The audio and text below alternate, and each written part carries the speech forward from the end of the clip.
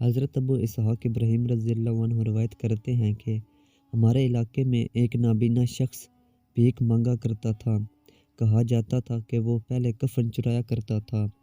وہ لوگوں سے بھیک مانگتے وقت کہتا تھا، جو مجھے کچھ دے گا میں اسے ایک عجیب بات سناؤں گا، اور جو زائد دے گا اسے ایک عجیب چیز دکھاؤں گا۔ ایک مرتبہ کسی نے اسے کچھ زائد دیا اور عجیب و غریب چیز دکھانے کو کہا۔ اتفاقاً میں بھی وہیں موجود تھا۔ اس شخص کے کہنے پر اس نے اپنی آنکھوں کے سامنے سے کپڑا ہٹا دیا۔ میں نے دیکھا کہ دونوں آنکھیں گدی تک دھنسی ہوئی تھیں اور اس کے منہ سے گدی کے پیچھے کا منظر نظر آ رہا تھا۔ پھر اس نے بتایا کہ میں اپنے شہر کا کفن چور تھا۔ لوگ مجھ سے ڈرا کرتے تھے۔ میں کفن چوری کے معاملے میں کسی کی پرواہ نہ کیا کرتا تھا۔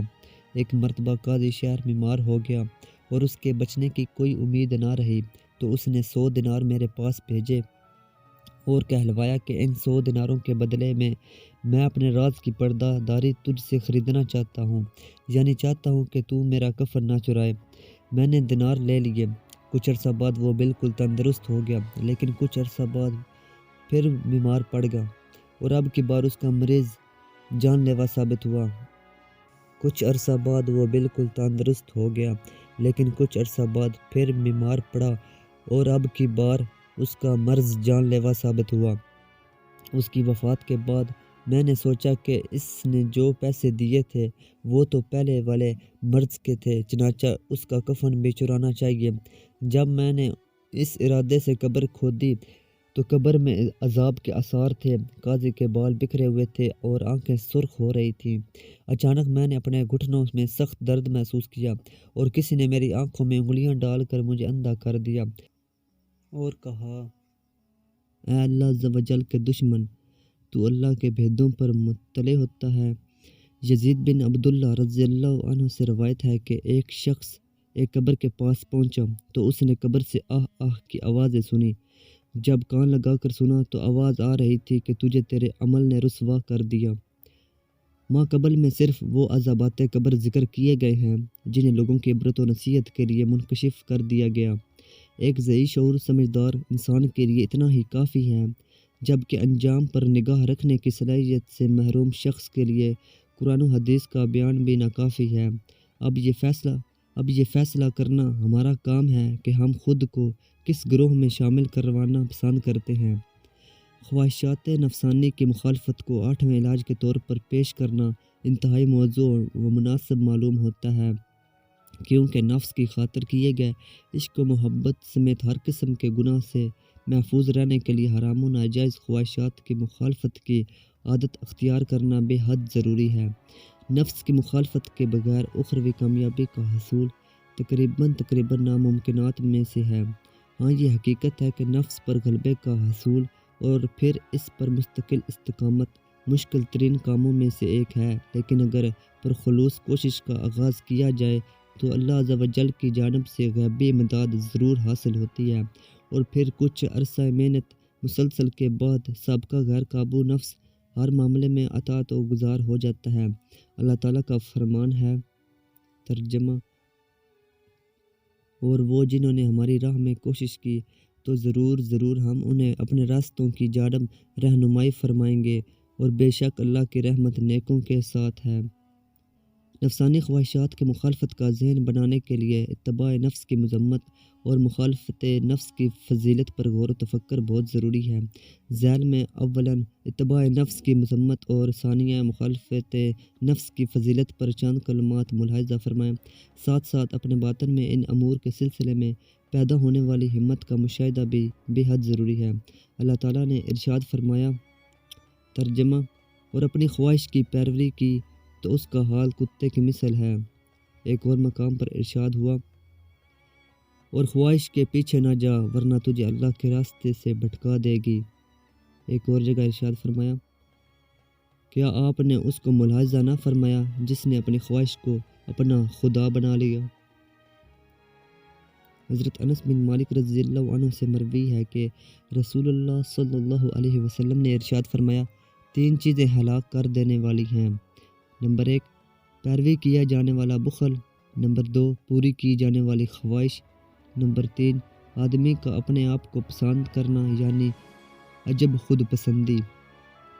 امام شافعی رضی اللہ عنہ نے ارشاد فرمایا، جب تیرا معاملہ دو مقاصد میں پھر رہا ہو اور تو نہ جانتا ہو کہ غلط کون سا ہے اور درست کون سا، تو خواہش کی مخالفت کر، کیونکہ خواہش انسان کو معیوب باتوں کی طرف لے جاتی ہے۔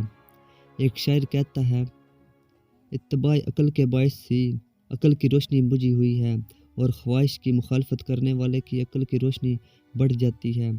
حضرت عبداللہ بن عمر رضی اللہ عنہ روایت فرماتے ہیں کہ رسول اللہ صلی اللہ علیہ وسلم کا ارشاد ہے، یعنی تم میں سے کوئی اس وقت تک کامل مومن نہیں ہو سکتا جب تک اپنی خواہشات کو میرے لائے ہوئے احکام کے تابع نہ کر دے۔ یقیناً رسول کریم صلی اللہ علیہ وسلم کی لائی ہوئی تعلیمات پر عمل کی سعادت مخالفت نفس کے بغیر ممکن نہیں، چنانچہ نتیجہ اخذ کیا جا سکتا ہے کہ جو نفس کی مخالفت کرے گا تو اللہ تعالیٰ اس کے ایمان کو کامل فرما دے گا۔ خلیل بن خدیویہ رضی اللہ عنہ فرماتے ہیں کہ ایک مرتبہ حضرت ابراہیم ایک عابد کے پاس سے گزرے جو ہوا میں عبادت الہی میں مشغول تھا۔ آپ نے پوچھا، تجھے اللہ عز و جل کی بارگاہ سے یہ مقام و مرتبہ کس طرح حاصل ہوا؟ عرض کی، بظاہر اس معمولی سے کام کی وجہ سے کہ میں نے خود کو دنیا سے الگ کر لیا، بیکار و فضول گفتگو سے پرہیز کیا، جس کا مجھے حکم دیا گیا اس میں خوب غور و تفکر کے ساتھ پیروی اختیار کی، اور جس سے منع کیا گیا بعد فکر اس سے رک گیا۔ لہٰذا اب یہ حالت ہے کہ جب میں اس سے التجا کرتا ہوں وہ عطا فرماتا ہے، جب دعا کرتا ہوں قبول کرتا ہے، اور جب اس کے متعلق قسم کھاتا ہوں تو میری قسم کو پورا کر دیتا ہے۔ میں نے اپنے رب عز و جل سے سوال کیا تھا کہ وہ مجھے ہوا میں ٹھہر کر توفیق عبادت عطا کرے، چنانچہ اس نے مجھے یہ بھی عطا فرما دیا۔ حضرت سلیمان بن داؤد رضی اللہ عنہ نے ارشاد فرمایا، جو شخص اپنی خواہشات پر قابو پا لیتا ہے وہ اس شخص سے زیادہ طاقتور ہے جو کسی شہر کو اکیلے فتح کرے۔ حضرت حذیفہ بن قتادہ رضی اللہ عنہ فرماتے ہیں، میں کشتی میں سفر کر رہا تھا کہ اچانک وہ ٹوٹ گئی، میں اور ایک عورت ایک تختے پر باقی رہ گئے۔ ہم نے 7 دن اس حالت میں گزارے، پھر عورت نے اللہ تعالیٰ کی بارگاہ میں پیاس کی شکایت کی۔ میں نے دیکھا کہ آسمان سے ایک زنجیر اتاری گئی جس کے ساتھ پانی کا ایک پیالہ لٹکا ہوا تھا، عورت نے اس سے پانی پی لیا۔ میں نے اس زنجیر کو دیکھنے کے لیے اوپر سر اٹھایا تو ایک آدمی کو ہوا میں چوکڑی مارے بیٹھے دیکھا۔ میں نے پوچھا، تم کون ہو؟ کہا، انسان ہوں۔ میں نے پوچھا، تم اس درجے پر کیسے پہنچے؟ کہا، میں نے اپنی مرضی کو اللہ کی مرضی کے تابع کر دیا، بس اس نے مجھے یہ مرتبہ عطا فرما دیا جو تم ملاحظہ کر رہے ہو۔ حضرت ابو علی دقاق رضی اللہ عنہ فرمایا کرتے تھے، جس شخص نے جوانی میں اپنی خواہشات پر قابو پا لیا، اللہ تعالیٰ اس کو بڑھاپے میں فرشتہ صفت بنا دے گا۔ علی بن سعید رضی اللہ عنہ فرماتے ہیں، میں نے خواب میں ایک عورت دیکھی جو دنیا کی عورتوں کی مثل نہیں تھی۔ میں نے اس سے پوچھا، تو کون ہے؟ کہا، حور ہوں۔ میں نے کہا، مجھ سے شادی کرو گی؟ کہا، میرے آقا یعنی اللہ تعالیٰ کو میرے ساتھ نکاح کا پیغام دو۔ میں نے پوچھا، تیرا مہر کیا ہے؟ کہا، اپنے نفس کو اس کی پسندیدہ چیزوں سے باز رکھنا۔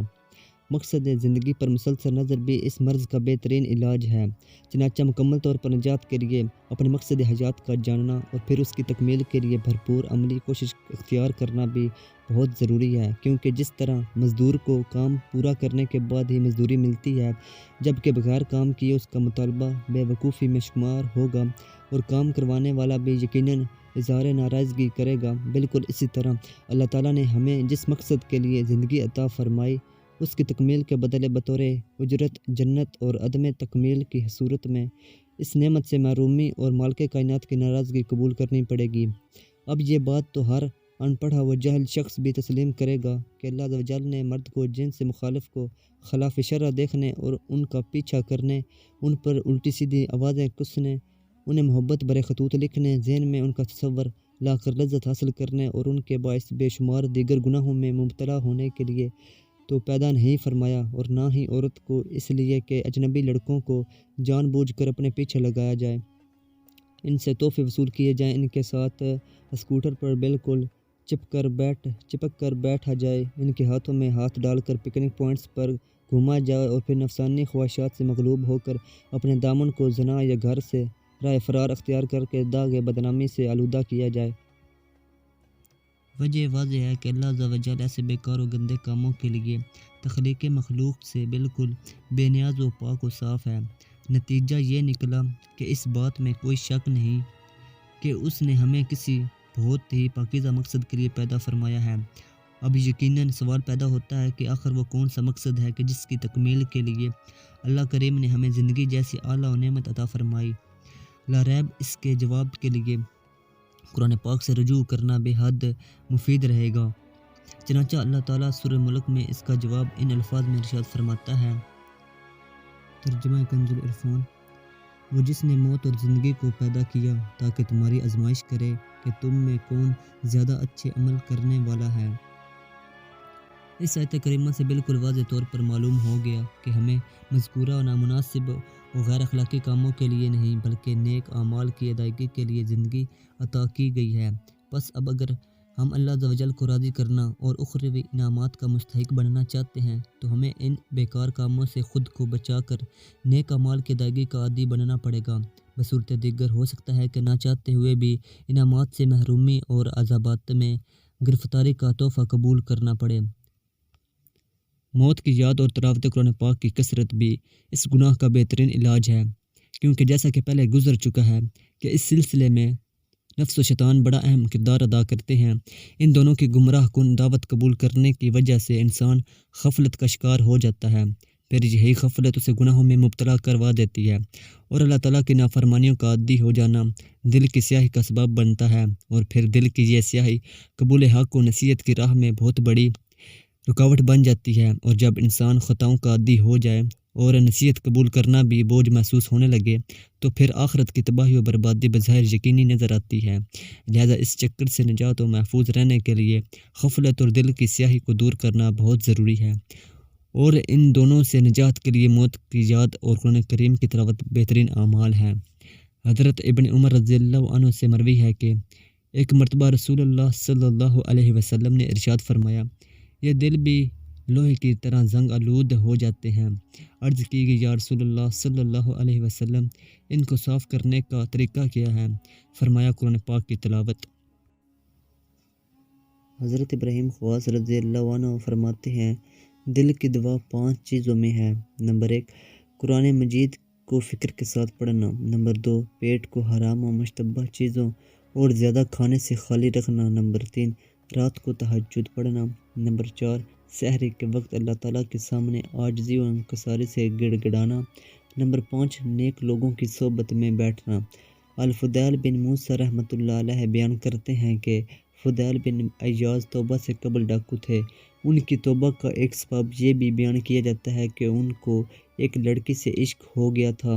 ایک مرتبہ جب اندر جانے کے لیے اس کے گھر کی دیوار پر چڑھ رہے تھے تو کانوں میں قرآن مجید کی تلاوت کی آواز آئی۔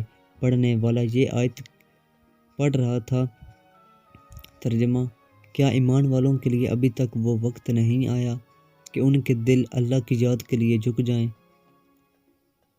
آیت کے مضمون نے دل پر گہرا اثر کیا اور بے اختیار زبان سے نکلا، اے میرے رب، یقیناً وہ وقت آ گیا ہے۔ پھر فوراً دیوار سے نیچے اتر آئے، خالصاً توبہ کی اور تا دم مرگ مکہ میں رہائش پذیر رہے۔ مذکورہ قول رسول اللہ صلی اللہ علیہ وسلم، اقوال بزرگان دین اور پر اسرار واقعے سے معلوم ہوا کہ دل کا علاج قرآن پاک کی تلاوت میں پوشیدہ ہے، لیکن عربی سے ناواقف شخص کو اس کا مکمل فائدہ اس صورت میں حاصل ہوگا کہ جب قرآن مجید کو ترجمہ و تفسیر کے ساتھ پڑھا جائے۔ بہتر صورت یہ ہے کہ روزانہ جتنا آسانی کے ساتھ پڑھ سکے منتخب کر کے اولاً تلاوت کیجیے اور پھر ترجمہ و تفسیر پڑھے۔ انشاءاللہ عز و جل کچھ ہی دنوں میں واضح فرق خود محسوس فرمائیں گے، لیکن ضروری ہے کہ درمیان میں ناغہ بالکل نہ ہو۔ موت کی یاد کے سلسلے میں اسلامی تعلیمات کا مطالعہ کیا جائے تو درج ذیل آیات و حدیث رہنمائی کرتی نظر آتی ہیں۔ اللہ عز و جل کا فرمان ہے، کل نفس ذائقۃ الموت، ہر جان کو موت کا مزہ چکھنا ہے۔ حضرت عطا خراسانی رضی اللہ عنہ سے روایت ہے کہ رسول اللہ صلی اللہ علیہ وسلم ایک ایسی مجلس کے پاس سے گزرے کہ جس میں خوب ہنسی مذاق ہو رہا تھا۔ اس غفلت کو ملاحظہ فرما کر آپ نے ارشاد فرمایا، اپنی مجلس میں لذتوں کو توڑنے والی چیز کی ملاوٹ بھی کر لیا کرو۔ عرض کی گئی، یا رسول اللہ صلی اللہ علیہ وسلم، لذتوں کو ختم کر دینے والی شے کیا ہے؟ فرمایا موت کی یاد۔ حضرت سید سلمہ رضی اللہ عنہ سے روایت ہے کہ رسول اللہ صلی اللہ علیہ وسلم جب اپنے اصحاب میں غفلت محسوس کرتے تو بلند آواز سے پکار کر فرماتے، اے لوگوں، تمہارے پاس موت آ گئی، نیک بختی کا پیغام بن کر یا بدبختی کا۔ ان حدیث سے بخوبی اندازہ لگایا جا سکتا ہے کہ موت کی یاد غفلت کو دور کرنے کا ایک عظیم سبب ہے۔ ہمارے اسلاف کرام کس طرح ہمہ وقت موت کی یاد میں مشغول رہا کرتے تھے، اس کی تھوڑی سی جھلک میں حصول عبرت کے لیے درج ذیل واقعات میں ملاحظہ فرمائیں۔ مروی ہے کہ کسی نے ایک بزرگ کو قبرستان سے آتے دیکھا، پوچھا کہاں سے تشریف لا رہے ہیں؟ فرمایا اس مقام پر ایک قافلہ خیمہ زن ہے، اس کے پاس سے آ رہا ہوں۔ عرض کی گئی، کیا اہل قافلہ سے کچھ گفتگو بھی ہوئی؟ فرمایا ہاں، میں نے ان لوگوں سے پوچھا تھا کہ یہاں سے کب روانہ ہوگے، تو انہوں نے جواب دیا، جب تم لوگ بھی شامل قافلہ ہو جاؤ گے۔ حضرت ابراہیم بن یزید عبدی رضی اللہ عنہ فرماتے ہیں کہ میرے پاس حضرت ریحہ کیسی رضی اللہ عنہ تشریف لائے اور فرمایا، ہمارے ساتھ آخرت والوں کے پاس چلو تاکہ ہم ان کے پاس جا کر ایک وعدہ کریں۔ میں ان کے ساتھ چل پڑا حتیٰ کہ ہم قبرستان پہنچ گئے۔ آپ وہاں ایک قبر کے پاس بیٹھ گئے، پھر فرمایا، اے ابو اسحاق، تمہارا کیا خیال ہے؟ اگر ان مردوں میں سے کوئی تمنا کرے تو کیا تمنا کرے گا؟ میں نے کہا، واللہ وہ تمنا کرے گا کہ اسے دنیا میں واپس بھیج دیا جائے تاکہ وہ اللہ تعالیٰ کی اطاعت کی باتیں سنے اور اپنی اصلاح کا سامان کرے۔ یہ سن کر فرمایا، ہم ابھی اس دنیا میں موجود ہیں، لہذا اپنی اصلاح کرنا ممکن ہے۔ پھر آپ اٹھ کھڑے ہوئے اور عبادت و ریاضت میں خوب مشقت برداشت کی اور کچھ عرصہ بعد فوت ہو گئے۔ منقول ہے کہ ایک روز حضرت یزید رقاشی رضی اللہ عنہ حضرت عمر بن عبدالعزیز رضی اللہ عنہ کے پاس تشریف لائے۔ آپ نے ان سے فرمایا، اے یزید، مجھے کچھ نصیحت کیجیے۔ انہوں نے کہا، اے امیر المومنین، آپ پہلے خلیفہ نہیں جو مریں گے، یعنی آپ سے پہلے والے بھی دنیا سے رخصت ہو گئے اور ان کی موت باعث عبرت ہے۔ یہ سن کر آپ رونے لگے، پھر فرمایا، کچھ اور ارشاد فرمائیں۔ انہوں نے کہا، آپ کے تمام آباء و اجداد مر چکے ہیں۔ آپ اور آدم علیہ السلام کے درمیان جتنے باپ ہیں ان میں سے اس وقت کوئی بھی زندہ نہیں، اور یہ اس بات کی دلیل ہے کہ آپ بھی ضرور مریں گے۔ یہ سن کر آپ مزید روئے، پھر فرمایا، کچھ اور نصیحت کیجیے۔ اس پر انہوں نے کہا، جنت اور دوزخ کے درمیان اور کوئی مرتبہ نہیں، لہذا آپ جنت میں جائیں گے یا جہنم میں۔ یہ سن کر آپ بے ہوش ہو کر گر پڑے۔ اپنے اسلاف کے نقش قدم پر چلتے ہوئے ہر مسلمان کو عموماً اور اس میٹھے زہر کے بڑے بڑے گھونٹ بھرنے والے خواتین و حضرات کو خصوصاً اپنی موت کو ہمہ وقت یاد رکھنے کی کوشش کرنی چاہیے۔ اپنی موت کو یاد رکھنے کے کئی طریقے اختیار کیے جا سکتے ہیں، مثلاً نمبر 1، اطراف میں اٹھنے والے جنازوں کو دیکھ کر۔ نمبر 2، اخبار میں ایکسیڈنٹ وغیرہ کے ذریعے ہلاک ہونے والوں کی خبریں پڑھ۔ نمبر 3، کبھی موقع ملے اور نفس میں ہمت پائیں تو ہسپتال کے مردہ خانے میں جا کر لاشوں کو دیکھنے کے ذریعے۔ نمبر 4، کبھی قبرستان میں اکیلے جا کر قبروں میں موجود لوگوں کی بے بسی کو یاد کر کے۔ نمبر 5، اور کبھی تصور میں خود کو مردہ حالت میں دیکھیں، کبھی تختہ غسل پر، کبھی سفید کفن میں لپٹے ہوئے، کبھی مردوں کی چارپائی پر، کبھی لوگوں کو خود پر نماز پڑھتے ہوئے، کبھی اپنے گھر والوں اور دیگر رشتہ داروں کو اپنی لاش پر زاروں قطار روتا دیکھ کر۔ غرض یہ کہ موت کے بعد کے مناظر کو بارہا نگاہوں کے سامنے لائیں۔ انشاءاللہ تعالیٰ کچھ ہی عرصے میں اللہ عز و جل کی رحمت مکمل طور پر اپنی آغوش میں لے لے گی۔ عشق حقیقی کے حصول کی مخلصانہ کوشش بھی ایک مؤثر علاج کے طور پر پیش کی جا سکتی ہے۔ پیچھے بیان کردہ تفصیل سے بخوبی معلوم ہو گیا کہ عشق کے مجازی میں مبتلا ہونے والوں کے حصے میں عموماً دنیا و آخرت کے خسارے کے علاوہ اور کچھ نہیں، لہٰذا ایسے خواتین و حضرات اگر عشق و محبت کے بغیرانہ اپنے لیے ناممکن تصور کرتے ہوں تو انہیں چاہیے کہ عشق کے مجازی سے جان چھڑا کر عشق حقیقی کے حصول کے لیے محنت کریں۔ ایسے حضرات کے لیے غور طلب بات ہے کہ جب مخلوق سے دل لگانے میں اتنی لذت ہے تو خالق کی جانب مائل ہونے میں کس قدر مزہ پوشیدہ ہوگا۔ یہی وجہ ہے کہ جب کوئی شخص ایک مرتبہ عشق حقیقی کی چاشنی سے آشنا ہو جائے تو پھر اسے عشق مجازی کے پھیکے پان میں بالکل مزہ نہیں آتا، اور جب اس نعمت کے حصول کے نتیجے میں اللہ تعالیٰ کی جانب سے اس پر بے شمار انعامات کی بارش شروع ہو جاتی ہے تو پھر اسے فقط وقتی مزے کی خاطر اس طرح اس مصنوعی محبت میں گرفتار و خواتین و حضرات کی نادانی میں کسی قسم کا شک باقی نہیں رہتا۔ امید ہے کہ درج ذیل اقوال و واقعات کو خوب سنجیدگی سے پڑھ کر آپ بھی رقم الحروف سے 100% اتفاق فرمائیں گے۔ حضرت احمد بن ابی الحواری رضی اللہ عنہ فرماتے ہیں کہ محمود نے حضرت ابو سلیمان دارانی رضی اللہ عنہ سے سوال کیا کہ اللہ عز و جل کا مقرب بننے کے لیے کس عمل کو بڑا ذریعہ قرار دیا جا سکتا ہے؟ آپ سوال سن کر رو پڑے اور فرمایا مجھ جیسے سے ایک بہت عظیم سوال کیا جا رہا ہے۔ پھر فرمایا سب سے زیادہ پسندیدہ عمل جس کے ذریعے اللہ تعالیٰ کا قرب حاصل ہوتا ہے یہ ہے کہ اللہ عز و جل تیرے دل کی طرف متوجہ ہو تو تیری یہ حالت ہو کہ تو دنیا اور آخرت میں صرف اس کا طلبگار ہو۔ منقول ہے کہ حضرت ذو النون مصری رضی اللہ عنہ ایک بار ملک شام تشریف لے گئے۔ وہاں آپ کا گزر ایک نہایت سرسبز و شاداب سیبوں کے باغ پر ہوا۔ اس میں ایک نوجوان مشغول نماز نظر آیا۔ آپ کو اس سے ہم کلامی کا اشتیاق ہوا، چنانچہ جب اس نے سلام پھیرا تو آپ نے اس کو سلام کیا اور بات کرنا چاہی۔ اس نے زبان سے کوئی جواب نہ دیا بلکہ زمین پر یہ شعر لکھ دیا، یعنی زبان کلام سے روک دی گئی ہے اس لیے کہ وہ طرح طرح کی بلاؤں کا خار اور آفتیں لانے والی ہے۔ اس لیے جب کلام کرنا چاہوں تو اللہ ہی کا ذکر کروں، اسے کسی وقت فراموش نہ کروں اور ہر حال میں اس کی حمد کرتے رہوں۔ نوجوان کی اس تحریر کا آپ کے کل پر گہرا اثر پڑا اور آپ پر گریہ طاری ہو گیا۔ جب کچھ افاقہ ہوا تو آپ نے بھی انگلی سے زمین پر یہ اشعار لکھے، یعنی ہر لکھنے والا عنقریب پوسیدہ ہو جائے گا اور جو کچھ اس نے اپنے ہاتھ سے لکھا زمانہ اسے باقی رکھے گا، اس لیے اپنے ہاتھوں سے لکھو تو ایسی بات لکھو جسے دیکھ کر تمہیں قیامت میں خوشی میسر ہو۔ آپ فرماتے ہیں کہ میرا لکھا ہوا شعر پڑھ کر اس نوجوان نے ایک چیخ ماری اور پھر اس کا دم نکل گیا۔ میں نے سوچا اس کی تجزیہ و تکفین کا انتظام کر دوں، مگر غیب سے ایک آواز آئی، ذو النون اسے رہنے دو، رب کائنات نے اس سے وعدہ کیا ہے کہ اس کی تجزیہ و تکفین فرشتے کریں گے۔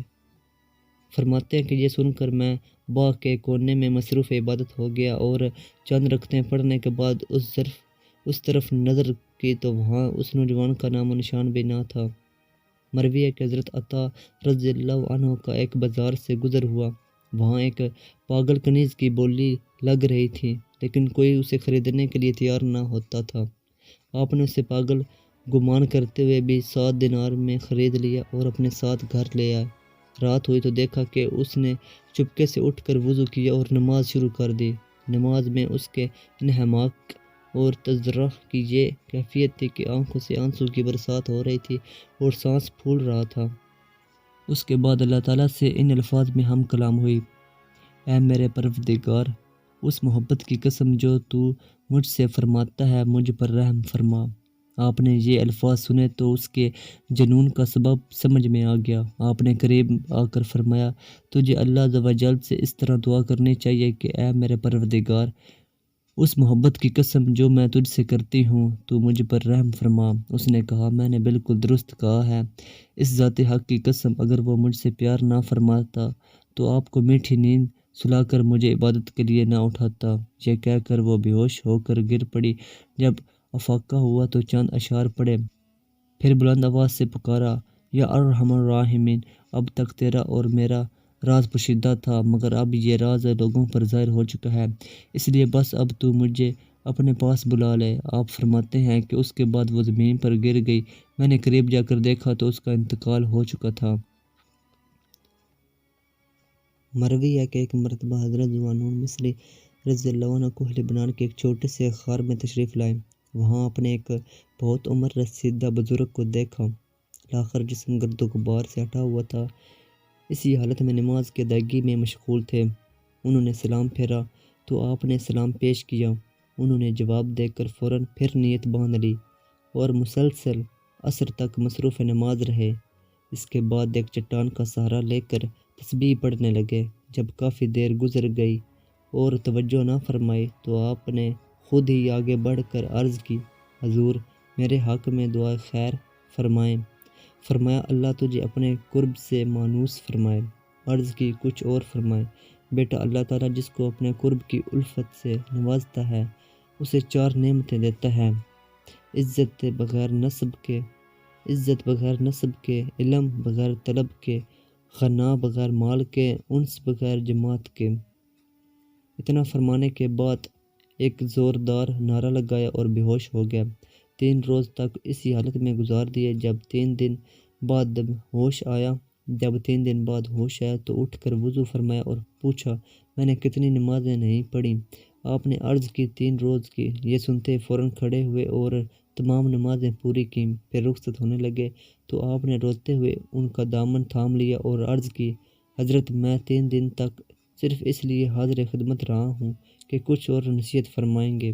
فرمایا اپنے پروردگار سے محبت کر اور اس کی محبت کے بدلے کسی معاوضے کا خیال تک نہ لا، کیونکہ جو اس کے سچے عاشق ہیں وہی ساری مخلوق کے تاجدار، زاہدوں کے سردار، رب کا انتخاب، خدا کے دوست، اللہ کے ولی اور اس کے حقیقی بندے ہیں۔ آپ فرماتے ہیں کہ اس وقت انہوں نے پھر ایک چیخ بلند کی۔ میں نے قریب جا کر دیکھا تو جسم بے جان ہو چکا تھا۔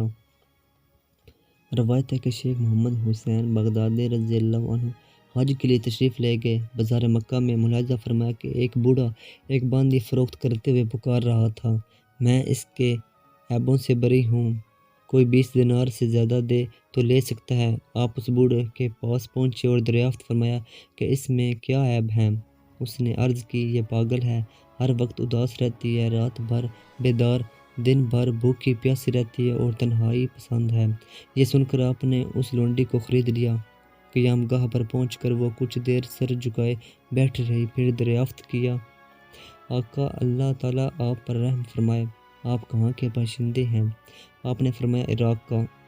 عرض کی عراق میں کس شہر کے؟ کوفہ یا بصرہ؟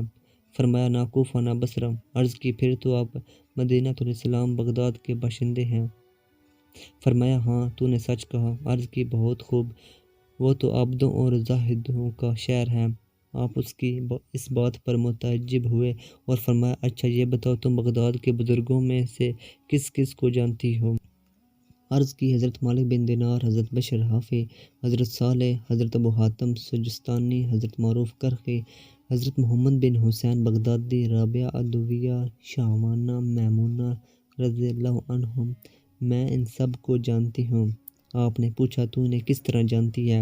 عرض کی بھلا میں انہیں کیوں نہ پہچانوں گی، یہ لوگ تو دلوں کے معالج اور محبان حق کے رہنما ہیں۔ آپ نے فرمایا کیا تو جانتی ہے کہ میں ہی محمد بن حسین بغدادی ہوں؟ عرض کی اے ابو عبداللہ، میں نے اللہ تعالیٰ سے دعا مانگی تھی کہ آپ سے میری ملاقات کروا دے، بتائیں آپ کی وہ دل سوز آواز کیا ہوئی جس سے اہل ارادت کے دل میں زندگی پیدا ہوتی تھی اور سننے والوں کی آنکھیں اشک بار ہو جاتی تھیں؟ فرمایا میری وہ آواز اپنے حال پر ہے۔ عرض کی آپ کو رب ذوالجلال کی قسم مجھے کلام اللہ کی کچھ آیتیں سنائیں۔ آپ فرماتے ہیں کہ میں نے تلاوت سے پہلے بسم اللہ شریف پڑھی، جسے سنتے ہی وہ بے ہوش ہو گئی۔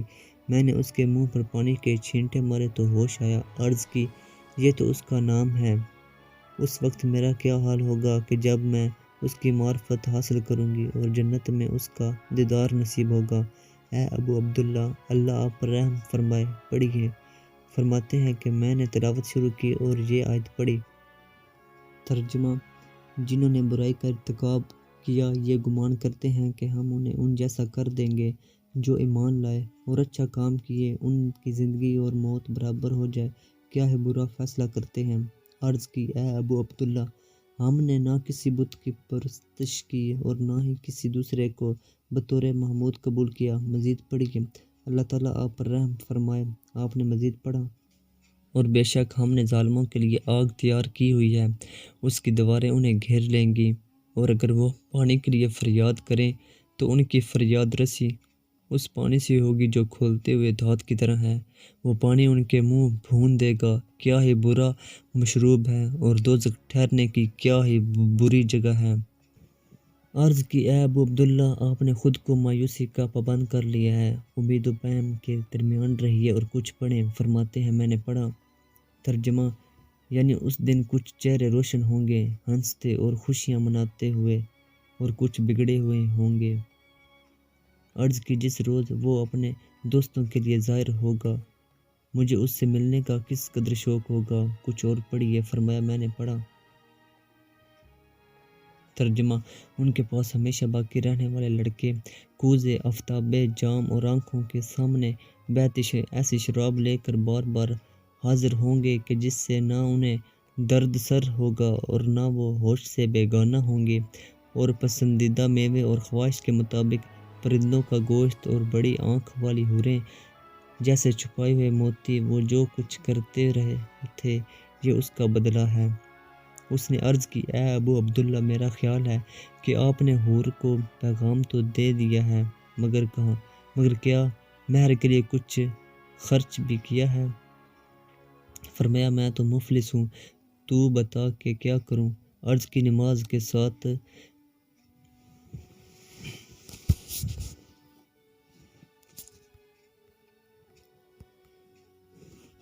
اس نے عرض کی اے ابو عبداللہ میرا خیال ہے کہ آپ نے حور کو پیغام تو دے دیا ہے مگر کیا مہر کے لیے کچھ خرچ بھی کیا ہے؟ فرمایا میں تو مفلس ہوں، تو بتا کیا کروں؟ عرض کی نمازوں کے ساتھ شب بیداری کیجیے، ہمیشہ روزہ اور فقراء و مساکین سے محبت رکھیں۔ اس نے عرض کی اے ابو عبداللہ میرا خیال ہے کہ آپ نے حور کو پیغام تو دیا ہے مگر کیا مہر کے لیے کچھ خرچ بھی کیا ہے؟ فرمایا میں تو مفلس ہوں، تو بتا کہ کیا کروں؟ عرض کی نمازوں کے ساتھ شب بیداری کیجیے، ہمیشہ روزہ اور فقراء و مساکین سے محبت رکھیں۔ اتنا کہہ کر بے ہوش ہو گئی۔ آپ نے چہرے پر پانی کے چھینٹے مارے، ہوش میں آئی تو مناجات کرنے لگی، پھر اللہ تعالیٰ کی حمد و ثنا کی اور اس کے بعد التجا کرتے کرتے خاموش ہو کر زمین پر گر پڑی۔ آپ نے دیکھا تو مر چکی تھی۔ آپ کو اس کے مرنے کا بہت صدمہ ہوا۔ نڈال حالت میں کفن وغیرہ خریدنے بازار گئے، واپس آئے تو اسے ایک کفن میں ملبوس خوشبو سے آراستہ پایا۔ اس کے علاوہ اس پر 2 جنتی لباس پڑے تھے اور کفن پر 2 نورانی سطریں لکھی تھیں۔ آپ اس کے کفن و دفن سے فارغ ہو کر اداس و غمگین اپنے حجرے میں تشریف لائے اور 2 رکعت نماز پڑھ کر سو گئے۔ خواب میں اس باندی کو دیکھا کہ جنت میں لال و جواہر کا تاج پہنے، بہشتی لباس زیبتان کیے، پاؤں میں سرخ یاقوت کی جوتیاں ڈالے، آفتاب و ماہتاب سے زیادہ روشن و تابدار رخسار کے ساتھ ٹہل رہی ہے۔ آپ نے دریافت فرمایا تجھے یہ عظیم مقام کیسے ملا؟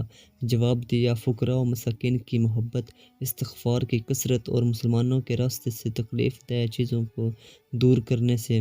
یوں ہی ماں قبل بیان کے مطابق انبیاء کرام علیہ السلام کی محبت اور دینی دوستوں سے اللہ تعالیٰ کی رضا کی خاطر دوستی رکھنا بھی دراصل اللہ عز و جل ہی سے محبت رکھنا ہے۔ لہٰذا عشق مجازی میں مبتلا حضرات کو چاہیے کہ دینی دوستوں کے علاوہ انبیاء و اولیاء کرام سے عشق و محبت کے تعلق کو مضبوط سے مضبوط تر کریں، خصوصاً سب سے آخری نبی کریم رؤوف الرحیم صلی اللہ علیہ وسلم سے تعلق کی مضبوطی انتہائی ضروری ہے، کیونکہ آپ کا فرمان ہے کہ تم میں سے کوئی اس وقت تک مومن نہیں ہو سکتا جب تک کہ میں اس کے والد، اس کی اولاد اور تمام لوگوں سے زیادہ پیارا نہ ہو جاؤں۔ اس کا ایک علاج یہ بھی ہے کہ جن سے مخالف کی جسمانی و اخلاقی گندگی کو بار بار ذہن میں لایا جائے۔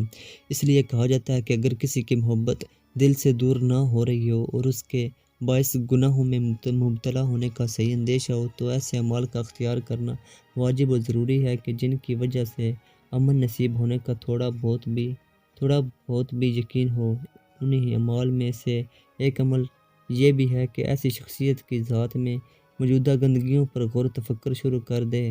اگر یہ غور کرنے والا خود گندی فطرت کا مالک نہ ہوا تو 1-2 مرتبہ کے تصور کے ساتھ ہی دل میں بیزاریت و کراہت کے آثار نمایاں ہونا شروع ہو جائیں گے۔ اس سلسلے میں اکابرین کی تعلیم ملاحظہ کیجیے۔ علامہ ابن جوزی فرمایا کرتے تھے کہ اگر انسان بدن کی ان گندگیوں اور برائیوں کو ذہن میں لے کر آئے کہ جنہیں لباس نے چھپا رکھا ہے تو اس کا عشق ٹھنڈا ہو جائے۔ اور حضرت عبداللہ ابن مسعود رضی اللہ عنہ فرمایا کرتے تھے کہ جب تم میں سے کسی کو کوئی عورت اچھی لگے تو تم اس کی علائشوں اور گندگیوں پر غور کرو۔ پچھلے صفحات میں اخروی انعامات پر غور کے تحت حضرت مالک بن دینار رضی اللہ عنہ والے واقعے کو ایک مرتبہ دوبارہ پڑھ کر دیکھیں، جس میں آپ نے امیر شخص کو توبہ کرواتے ہوئے اس طریقے کو بھی استعمال کیا تھا۔ چنانچہ آپ نے باندے کے عیب و بیان کرتے ہوئے ارشاد فرمایا تھا کہ اگر یہ عطر نہ لگائے تو اس کا جسم بدبو کرنے لگے، منہ نہ دھوئے تو اس سے تعفن اٹھنے لگے، بالوں کی صفائی نہ رکھے تو ان میں جوئیں پڑ جائیں، ذرا عمر بڑی ہو تو اس پر بڑھاپا طاری ہو جائے اور دیکھنے کے لائق بھی نہ رہے، حیض اسے آتا ہے، پیشاب پاخانہ یہ کرتی ہے، طرح طرح کی نجاستوں سے آلودہ رہتی ہے اور رنج و غم تکلیفوں سے اسے سابقہ پڑتا رہتا ہے۔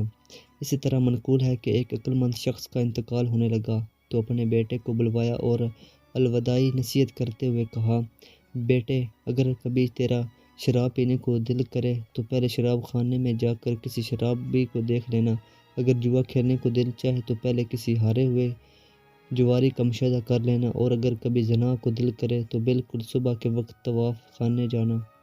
اس کے انتقال کے کچھ عرصہ بعد لڑکے کے دل میں شراب پینے کا خیال پیدا ہوا۔ باپ کی نصیحت کے مطابق وہ نوجوان ایک شرابی کے پاس پہنچا جو نشے میں دھت ایک نالی میں گرا ہوا تھا۔ اس کی یہ عبرتناک حالت دیکھ کر اس کے دل میں خیال پیدا ہوا کہ اگر میں نے شراب پی تو یقیناً میرا حشر بھی یہی ہوگا۔ اس خیال کے ساتھ ہی اس نے شراب پینے کا ارادہ ترک کر دیا۔ پھر ایک مرتبہ شیطان نے اسے جوئے کی ترغیب دلائی۔ یہ حسب وصیت پہلے ایک ہارے ہوئے جواری کے پاس پہنچا، دیکھا کہ وہ ہار جانے کے باعث شدید قسم کے رنج و غم میں گرفتار تھا اور اس کی حالت نہایت قابل رحم ہو رہی تھی۔ اس کی یہ حالت دیکھ کر اسے بھی اپنے بارے میں یہی خوف پیدا ہوا اور یوں جوئے سے بھی باز آ گیا۔ پھر کچھ عرصہ بعد نفس نے زنا کی خواہش کا اظہار کیا۔ اس مرتبہ بھی یہ حسب نصیحت صبح کے وقت طوائف خانے پہنچا اور دروازہ بجایا۔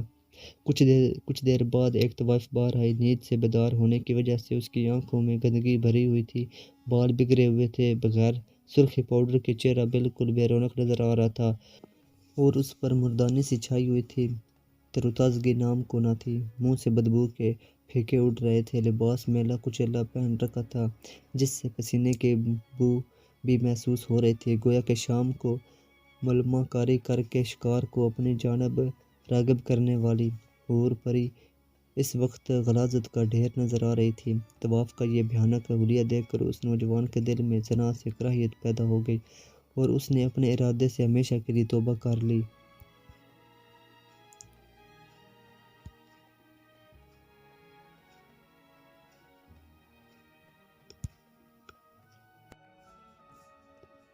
بس اسی طرح ہر اصلاح و نجات کے خواہش مند عاشق کو چاہیے کہ اپنے محبوب کے عیبوں کی فکر میں لگ جائے، نیز بہت بوڑھی عورتوں کو غور سے دیکھے کہ ایک وقت تھا کہ یہ بھی جوان تھیں، ان کا چہرہ بھی خوشنما ہوگا، لیکن بڑھاپے کے باعث وہ ساری رونق ختم ہو گئی اور اب صورتحال یہ ہے کہ کوئی ان کی طرف دیکھتا بھی نہیں۔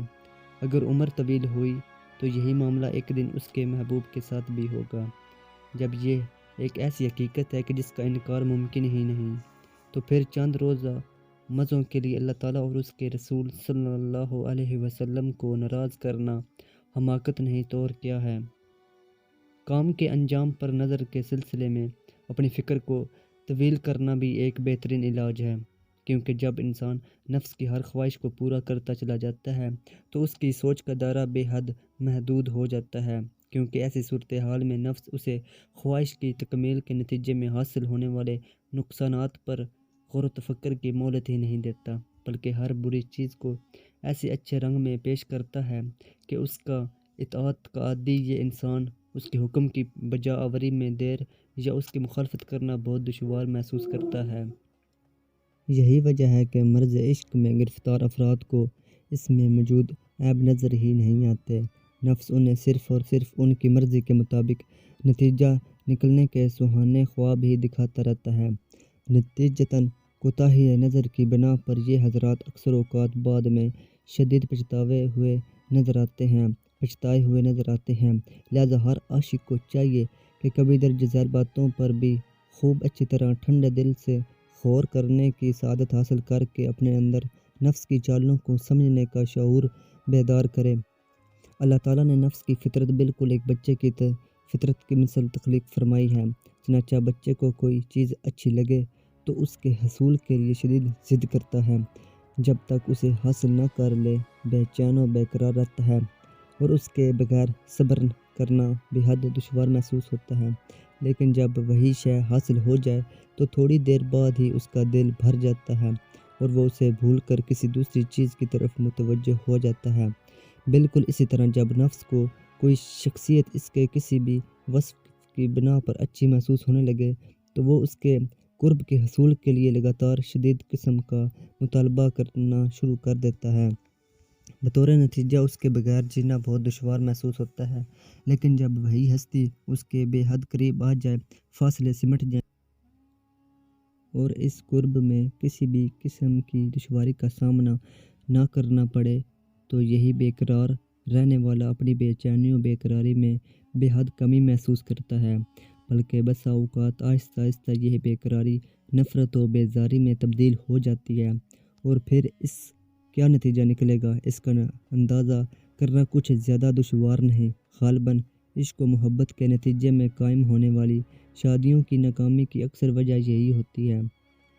یوں ہی جب ایک چیز کے ایک سے زیادہ طالب پیدا ہو جائیں تو بھی بچے کی طبیعت میں اس شے کے حصول کے لیے شدید بے قراری پیدا ہو جاتی ہے اور وہ کسی بھی صورت میں اس شے سے دستبردار ہو کر دوسروں کو خود پر فوقیت دینے کے لیے تیار نہیں ہوتا۔ اب اس مقصد کی تکمیل کے لیے اسے کتنی ہی جدوجہد کیوں نہ کرنی پڑے، وہ اسے کرنے کے لیے تیار ہوتا ہے، لیکن اگر بقیہ طالبین کسی وجہ سے دستبردار ہو جائیں اور وہ شے اسے دے دی جائے تو پھر وہی سب کا صورتحال پیدا ہو جاتی ہے کہ تھوڑی سی دیر میں اس چیز سے دل بھر جاتا ہے، اور وہی چیز کہ جس کے لیے تھوڑی دیر پہلے وہ دوسرے بچوں کو سخت دشمن تصور کر رہا تھا، گھر کے کسی کونے میں بے یار و مددگار پڑی نظر آتی ہے۔ جن گھروں میں ایک سے زیادہ بچے ہوں ان میں یہ مناظر اکثر دیکھے جا سکتے ہیں۔ اسی طرح جب ایک مرد یا عورت جنس مخالف کا قرب حاصل کرنے کے اپنے علاوہ کسی اور کو بھی متلاشی پاتے ہیں تو طبیعت میں مطلوبہ شخصیت کے قریب ہو جانے کی تمنا شدید سے شدید تر ہوتی چلی جاتی ہے، اور نفس کسی بھی صورت میں دوسرے کے لیے ایثار کے لیے تیار نہیں ہوتا۔ اب بعض اوقات اس معاملے میں نفس کا مطالبہ بے حد شدت اختیار کر جاتا ہے، نیز شیطان اسے جلد بازی کے ساتھ کوئی انتہائی قدم اٹھانے کا مشورہ دیتا ہے، اور جلد بازی نہ کرنے کی صورت میں دوسروں کی کامیابی کا یقین دلانے کی کوشش بھی جاری رہتی ہے۔ اس کا نتیجہ یہ نکلتا ہے کہ یہ تو ممکن ہونے پر یہ شخص بلا سوچے سمجھے اس شخصیت کے قرب کی کوئی صورت نکال لیتا ہے، مثلاً اس سے شادی کر لینا یا اس کے ساتھ راہ فرار اختیار کر لینا، اور یا پھر دیگر مطالبین کو راستے سے ہٹانے کی کوشش بھی اپنی دنیا و آخرت برباد کر بیٹھتا ہے۔ اب پہلی صورت میں جب اس شخصیت کا قرب حاصل ہو جائے اور دیگر مطالبہ کرنے والے بھی بظاہر ناکام نظر آئیں تو ان کی وجہ سے طبیعت میں پیدا ہونے والی جلد بازی اور ضد بھی ختم ہو جاتی ہے، اور وہ عاشق نامدار اس ضد کے خاتمے کے ساتھ ہی سابقہ تڑپ و بے قراری اور اظہار محبت میں حیرت انگیز کمی محسوس کرتا ہے، بلکہ بعض اوقات تو ماضی میں دیکھے گئے حسین خوابوں کی مرضی کے مطابق تعبیر حاصل نہ ہونے کی وجہ سے اس فیصلے کی جلد بازی پر افسوس اور اپنے آپ پر شدید غصے کا اظہار کرتا ہوا بھی نظر آتا ہے، اور پھر اس کا وہی نتیجہ نکلتا ہے کہ جس کا ذکر ماقبل میں گزر چکا ہے۔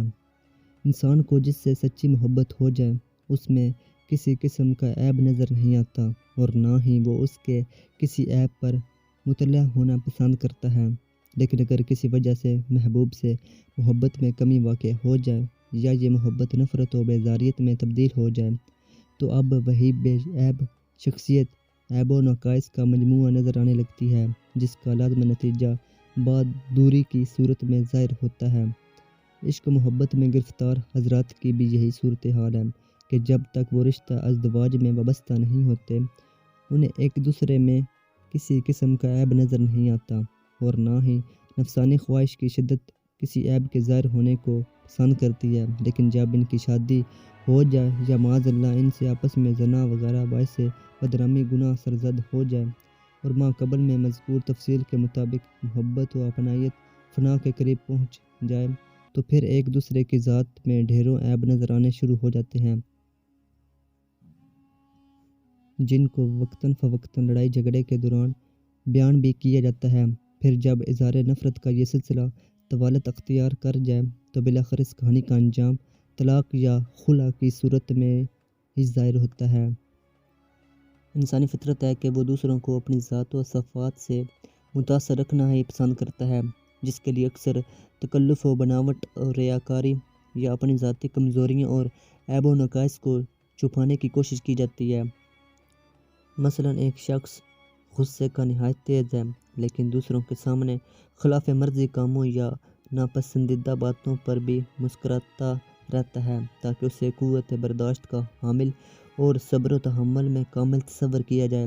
حالانکہ اگر یہی کام یا بات اس کے گھر والوں یا بے تکلف قریبی دوستوں میں سے کوئی کرتا تو شاید جب تک زبان یا ہاتھ سے غصہ ٹھنڈا نہ کر لیتا سکون قلب حاصل ہونا ممکن نہ تھا۔ یا بخیل و کنجوس ہے لیکن محبوب کے لیے خوب پیسے خرچ کرتا ہے، یا فطرتاً گندگی پسند ہے لیکن لوگوں کے سامنے بہت صاف ستھرا رہنے کی کوشش کرتا ہے، یا بعد معاشرتی یا دینی پابندیوں کا سختی سے قائل ہے لیکن باہر خود کو زبردست روشن و آزاد خیال ظاہر کرتا ہے، یا بہت ضدی طبیعت ہے لیکن باہر دوسروں کی پسند کو اپنی پسند پر فوقیت دے کر ثابت کرنا چاہتا ہے کہ وہ دوسروں پر اپنی رائے کو جبراً مسلط کرنے کا قائل نہیں، یا بد زبان ہے، گالیاں وغیرہ بکنے کی عادت ہے لیکن باہر بڑے شائستہ و مہذب طریقے سے گفتگو کرتا ہے وغیرہ وغیرہ۔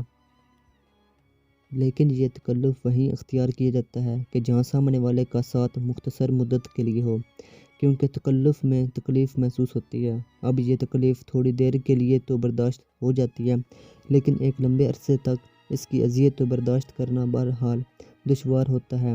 یہی وجہ ہے کہ اگر کسی کے ہمراہ ہمیشہ یا طویل مدت تک رہنا پڑ جائے تو پھر یہ تکلفات ختم ہو جاتے ہیں، اور اب یہی انسان سامنے والے کی رائے کی پرواہ کیے بغیر اپنی کمزوریاں ظاہر کرنے میں قطعاً عار محسوس نہیں کرتا۔ اپنے گھر اور اسکول و کالج، یونیورسٹی، آفس اور بے تکلف دوستوں کے درمیان تکلف اختیار کرنے یا نہ کرنے میں اکثر یہی حکمت پوشیدہ ہوتی ہے۔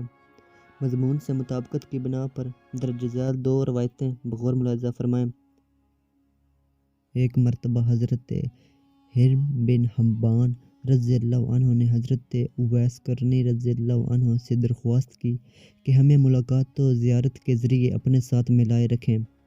آپ نے فرمایا، میں نے ان دو سے بھی زیادہ نافع شے کے ساتھ تجھے اپنے سے ملا رکھا ہے، اور وہ تیری عدم موجودگی میں تیرے حق میں دعائے خیر ہے۔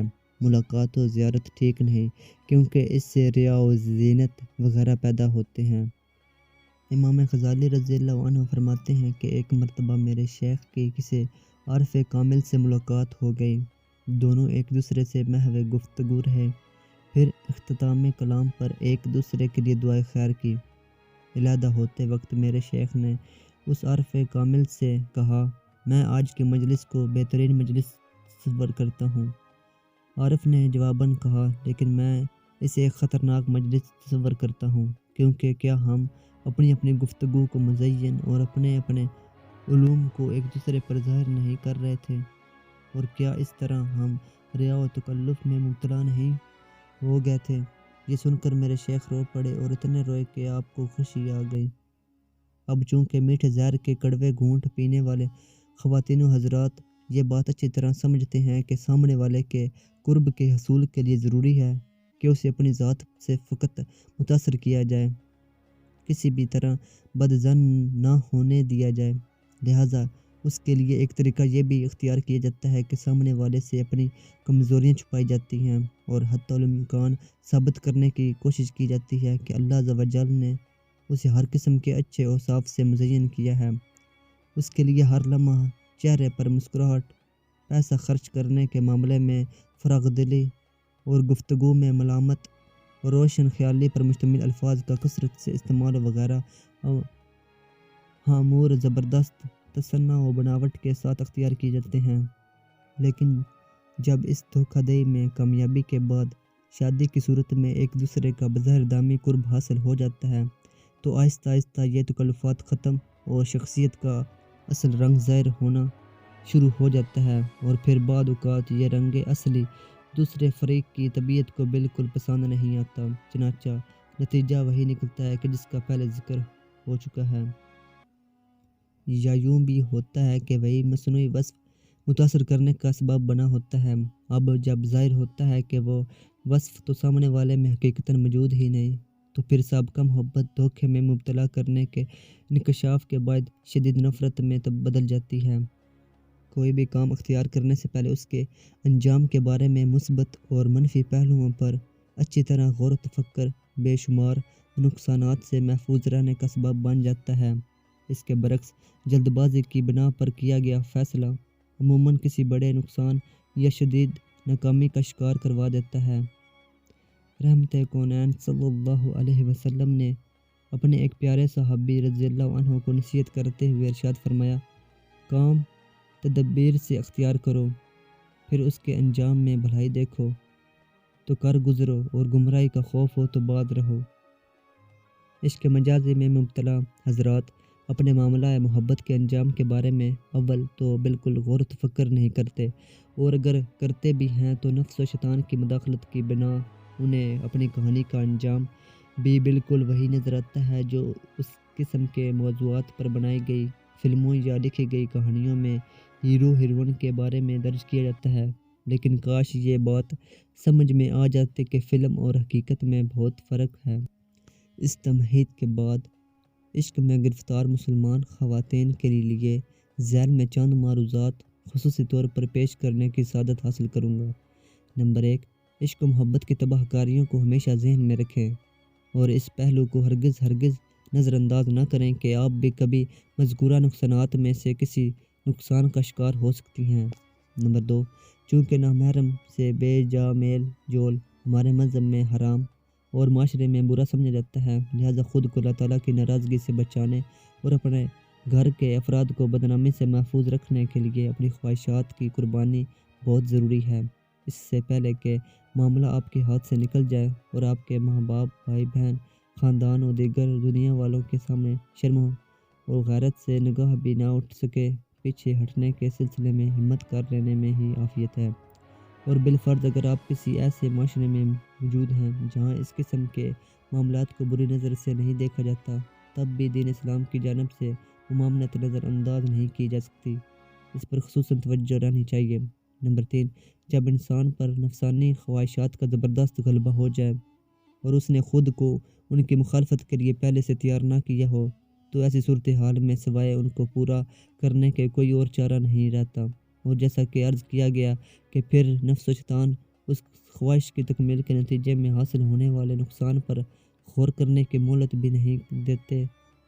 نتیجتاً جب معاملہ مرضی کے مطابق حل ہوتا نظر نہیں آتا تو انسان کامیابی کے لیے ہر قسم کا قدم اٹھانے کے لیے تیار ہو جاتا ہے۔ مثلاً تاریخ و اخبارات و مشاہدات گواہ ہیں کہ جب اپنی پسندیدہ شخصیت سے ماں باپ وغیرہ کی مخالفت کے باعث شادی ممکن نہ ہو تو گھر سے راہ فرار اور بغاوت کے منصوبے بنائے جاتے ہیں، اور پھر ان پر عمل میں دیر نہیں کی جاتی۔ اس آخری قدم کے لیے صنف نازک میں ہمت پیدا کرنے میں نفس و شیطان کے ساتھ ساتھ دوسرے فریق کا بھی بہت بڑا ہاتھ ہوتا ہے۔ اس کے لیے سابقہ وعدے یاد دلائے جاتے ہیں، کم ہمتی پر تانہ زنی کی جاتی ہے، خوب سبز باغ دکھائے جاتے ہیں، اپنی وفاداری کا یقین دلایا جاتا ہے، ماں باپ کے احسانات کو بھلا کر انہیں ظالم و معاشرے کا لقب دینے کی ترغیب دی جاتی ہے، اور اس طرح عقلی کمی کی شکار یہ جنس نازک راہ فرار کی شکل میں خود اپنے پاؤں پر کلہاڑی مار لیتی ہے۔ گھر سے نکلنے کے بعد بے شمار نقصانات اسے اپنے نرغے میں لے کر زندگی کو عذاب بنا دیتے ہیں۔ مثلاً سب سے پہلے تو دل پر دائمی خوف دل تاری ہو جاتا ہے، جس کے باعث سوچنے سمجھنے اور درست فیصلہ کرنے کی صلاحیت مزید مفلوج ہو جاتی ہے۔ پھر ہر لمحہ پکڑے جانے اور بدنامی کا ڈر راتوں کی نیندیں حرام کر دیتا ہے۔ پھر پہلے چونکہ مکمل طور پر اپنے محبوب کی محتاجی نہ تھی، لہٰذا رویہ کچھ اور تھا، اب جب کہ کامل طور پر اس کے رحم و کرم پر گزارا کرنا پڑے گا تو ہو سکتا ہے کہ حضرت بھی کچھ ہی عرصے میں بیزار ہو جائیں اور سابقہ رویے بھی واضح طور پر فرق محسوس ہونا شروع ہو جائے۔ اس وقت بھری دنیا میں تنہائی کا احساس اور مستقبل کے بارے میں خطرناک اندیشے کس قدر ذہنی ٹینشن میں مبتلا کریں گے، ذہنی شعور پر یقیناً مخفی نہیں۔ پھر اگر مطلوبہ شخص سے شادی ہو بھی گئی تو پہلے چونکہ کوئی ذمہ داری نہ تھی تو زندگی بڑی خوشگوار نظر آتی تھی۔ اب جب کہ بیوی اور ضروریات زندگی کے اخراجات کا مکمل طور پر بوجھ اس کے نازک کندھوں پر پڑے گا تو عین ممکن ہے کہ گھر کا ماہانہ خرچ، ڈاکٹر وغیرہ کی فیس، مکان کا کرایہ، بچہ ہو جانے کی صورت میں اس کے دودھ کا خرچ وغیرہ نکالنے کی فکر میں چین و سکون ہوا ہو جائے گا۔ چنانچہ کچھ ہی عرصے میں لہجے کی نرمی، سخت اور پیار و محبت کا اظہار نفرت و بیزاریت میں تبدیل ہو جائے گا، جس کا نتیجہ روزانہ لڑائی جھگڑے کی صورت میں نکلے گا۔ اس موقع پر حضرت کا باطنی کردار بالکل کھل کر سامنے آ جائے گا، لیکن اب محترمہ کو یہ تمام اذیتیں اور تکلیفیں نہ چاہتے ہوئے بھی برداشت کرنی ہی پڑیں گی، کیونکہ واپسی کے تمام راستے بند کرنے کی حماقت خود اپنے ہاتھوں سرزد ہو چکی ہے۔ یوں بھی ہو سکتا ہے کہ فریق ثانی نے اپنی محبت کی بنیاد محترمہ کی کسی جسمانی خوبی پر رکھی ہو، مثلا آنکھیں یا بال یا چہرے کی خوبصورتی وغیرہ پر، اور پھر کسی بیماری یا دیگر ناگہانی آفت کی بنا پر وہ خوبی زائل ہو جائے۔ اب جس پر محبت کی بنیاد تھی وہ چیز ہی باقی نہ رہی تو محبت کس طرح قائم دائم رہ سکتی ہے؟ چنانچہ نتیجہ یہی نکلے گا کہ چلتے چلتے ایک دن ظاہر ہوگا کہ محترمہ کو ٹی بی یا کوئی مہلک مرض لاحق ہو چکا ہے۔ لہٰذا اگر ابتدا میں ہی محسوس ہو جائے کہ محبت کی بنیاد محض کوئی جسمانی خوبی ہے تو ایسی ناقابل اعتبار محبت سے فوراً دامن چھڑانے کی کوشش کرنی چاہیے۔ اس ضمن میں ایک واقعہ ملاحظہ فرمائیں۔ حضرت عتبہ بن الغلام رضی اللہ عنہ کی توبہ کے بارے میں منقول ہے کہ ایک خوبصورت عورت کو دیکھ کر آپ اس پر عاشق ہو گیا۔ کسی نہ کسی طرح اس عورت کو بھی آپ کے عشق کا حال معلوم ہو گیا۔ اس نے آپ کی طرف پیغام بھیجا کہ آپ کو مجھ میں کون سی خوبی نظر آئی کہ قلب میں محبت بیدار ہوئی۔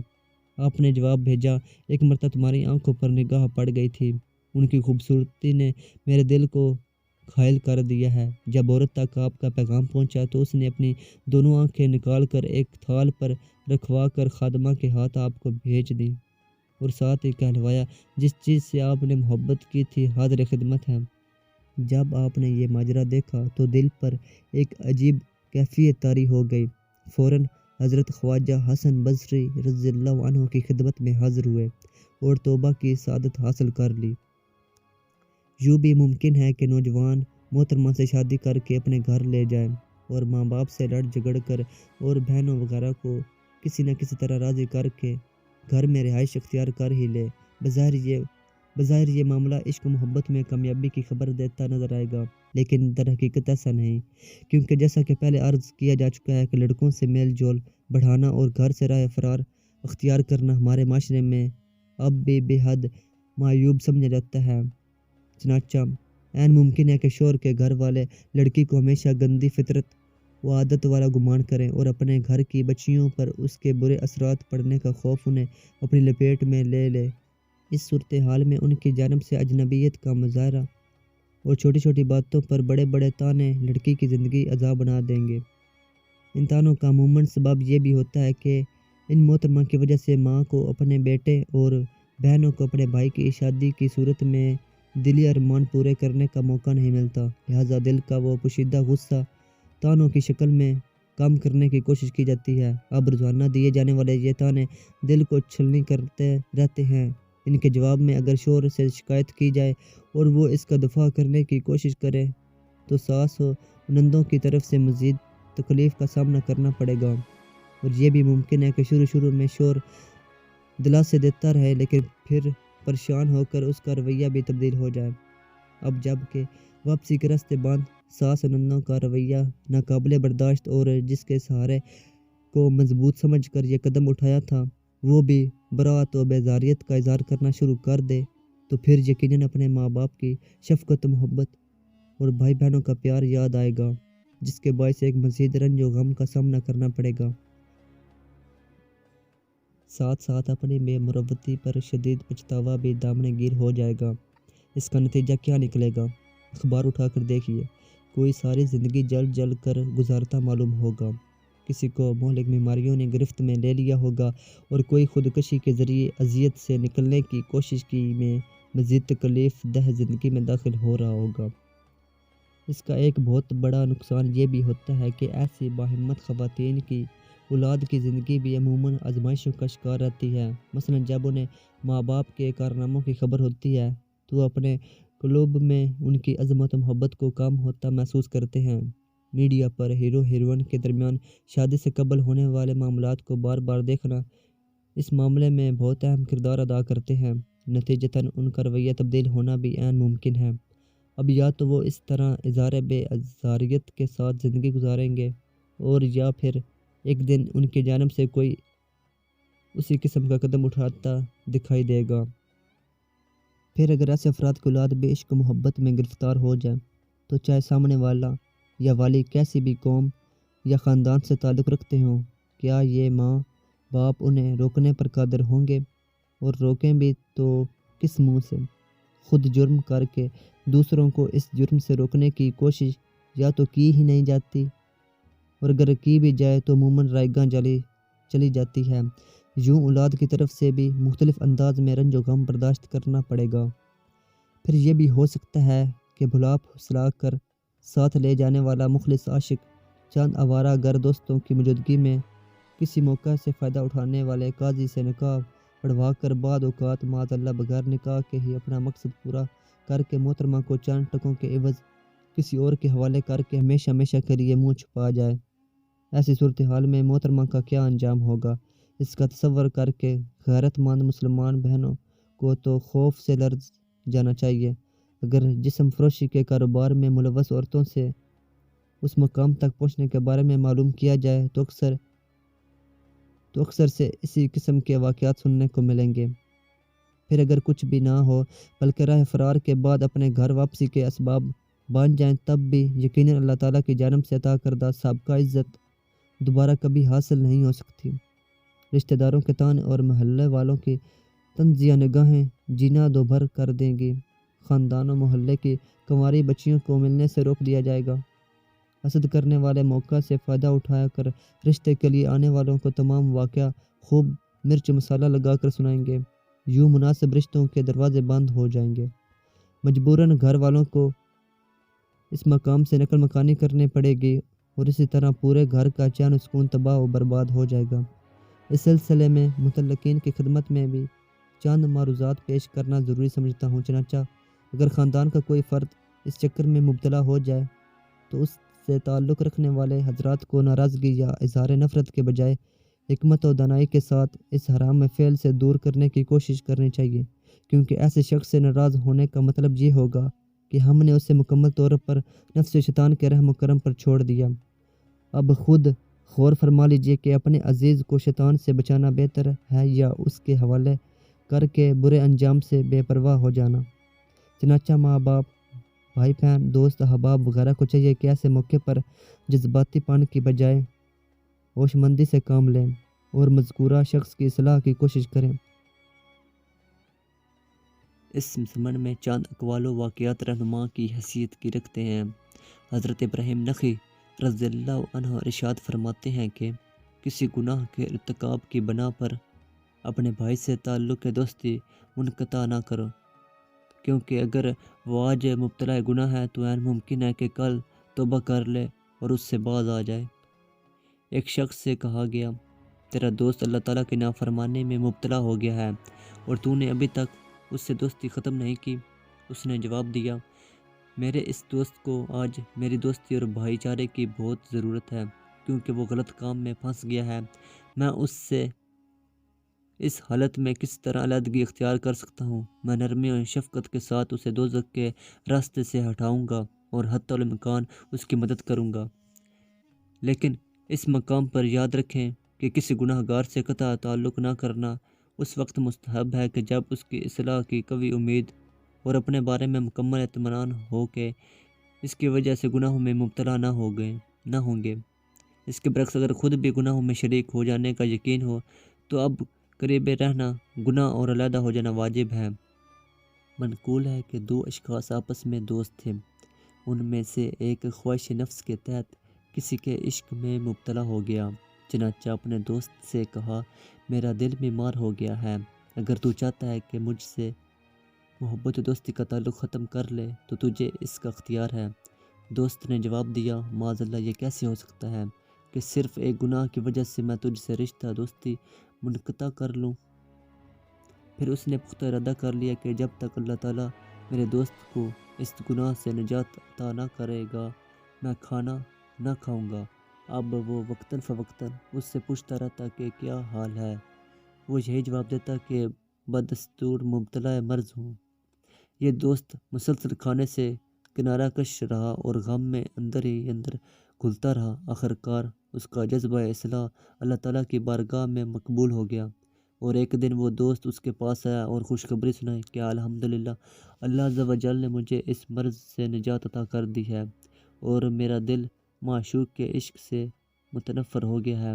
جب اس نے یہ سنا تو اللہ تعالیٰ کا شکر ادا کیا اور پھر کھانا کھایا۔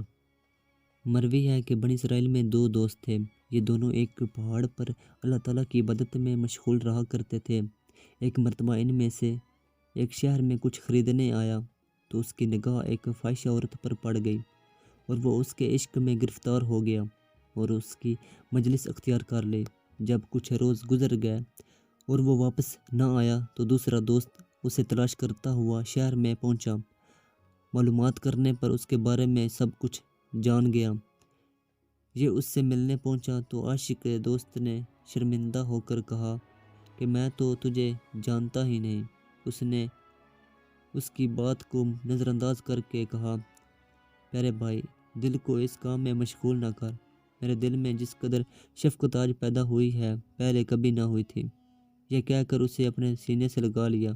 گناہ گار دوست نے جب اس کی طرف سے محبت کا یہ مظاہرہ دیکھا تو جان لیا کہ میں اس کی نگاہوں سے نہیں گرا ہوں۔ بس فوراً طواف کی محفل سے اٹھا، توبہ کی اور اس کے ساتھ واپس آ گیا۔ ابو عصمت فرماتے ہیں کہ میں حضرت ذو النون مصری رضی اللہ عنہ کی خدمت میں بیٹھا ہوا تھا۔ ان کے سامنے ایک نوجوان بھی موجود تھا۔ آپ اسے کچھ لکھوا رہے تھے۔ اچانک سامنے سے ایک خوبصورت عورت کا گزر ہوا۔ وہ نوجوان نظریں چرا کر اس کی طرف دیکھنے لگا۔ حضرت ذو النون رضی اللہ عنہ فوراً سمجھ گیا اور اس کی گردن اس جانب سے پھیر کر یہ شعر پڑھا، یعنی ان چیزوں کو چھوڑ دے جو پانی اور مٹی سے بنی ہیں اور اپنی خواہش کو ایسی حور کے ساتھ مشغول کر دے جو کنواری اور بڑی آنکھوں والی ہے۔ مروی ہے کہ حضرت شاہ شجاع کرمانی رضی اللہ عنہ کے ہاں پہلا بیٹا پیدا ہوا تو اس کے سینے پر واضح طور پر جل جلالہ لکھا ہوا تھا۔ جب وہ جوان ہوا تو اس نے رباب و چنگ یعنی سارنگی و استار بجانا سیکھا۔ آواز بھی اچھی تھی۔ ایک رات وہ چنگ بجاتا گلی سے گزر رہا تھا کہ ایک شادی شدہ عورت نے اس آواز کو سنا اور اس کے شوق میں اٹھ کر نوجوان کے پیچھے پیچھے چل پڑی۔ اسی اثناء میں شور کی آنکھ کھل گئی۔ بیوی کو نہ پا کر تلاش شروع کی تو دیکھا کہ اس نوجوان کے پاس کھڑی ہوئی ہے۔ اس نے یہ حال دیکھ کر کہا کہ ابھی توبہ کا وقت نہیں آیا۔ یہ الفاظ تیر کی طرح صاحبزادے کے دل میں پیوست ہو گیا۔ اسی وقت باجا توڑا اور عورت سے منہ موڑ کر فرمایا، ہاں توبہ کا وقت آ گیا ہے۔ پھر گھر جا کر غسل کیا اور ریاضت میں مشغول ہو گیا۔ جب شاہ شجاع رضی اللہ عنہ نے اپنے بیٹے کا یہ حال ملاحظہ فرمایا تو فرمایا، جو نعمت مجھے 40 سال کی محنت کے بعد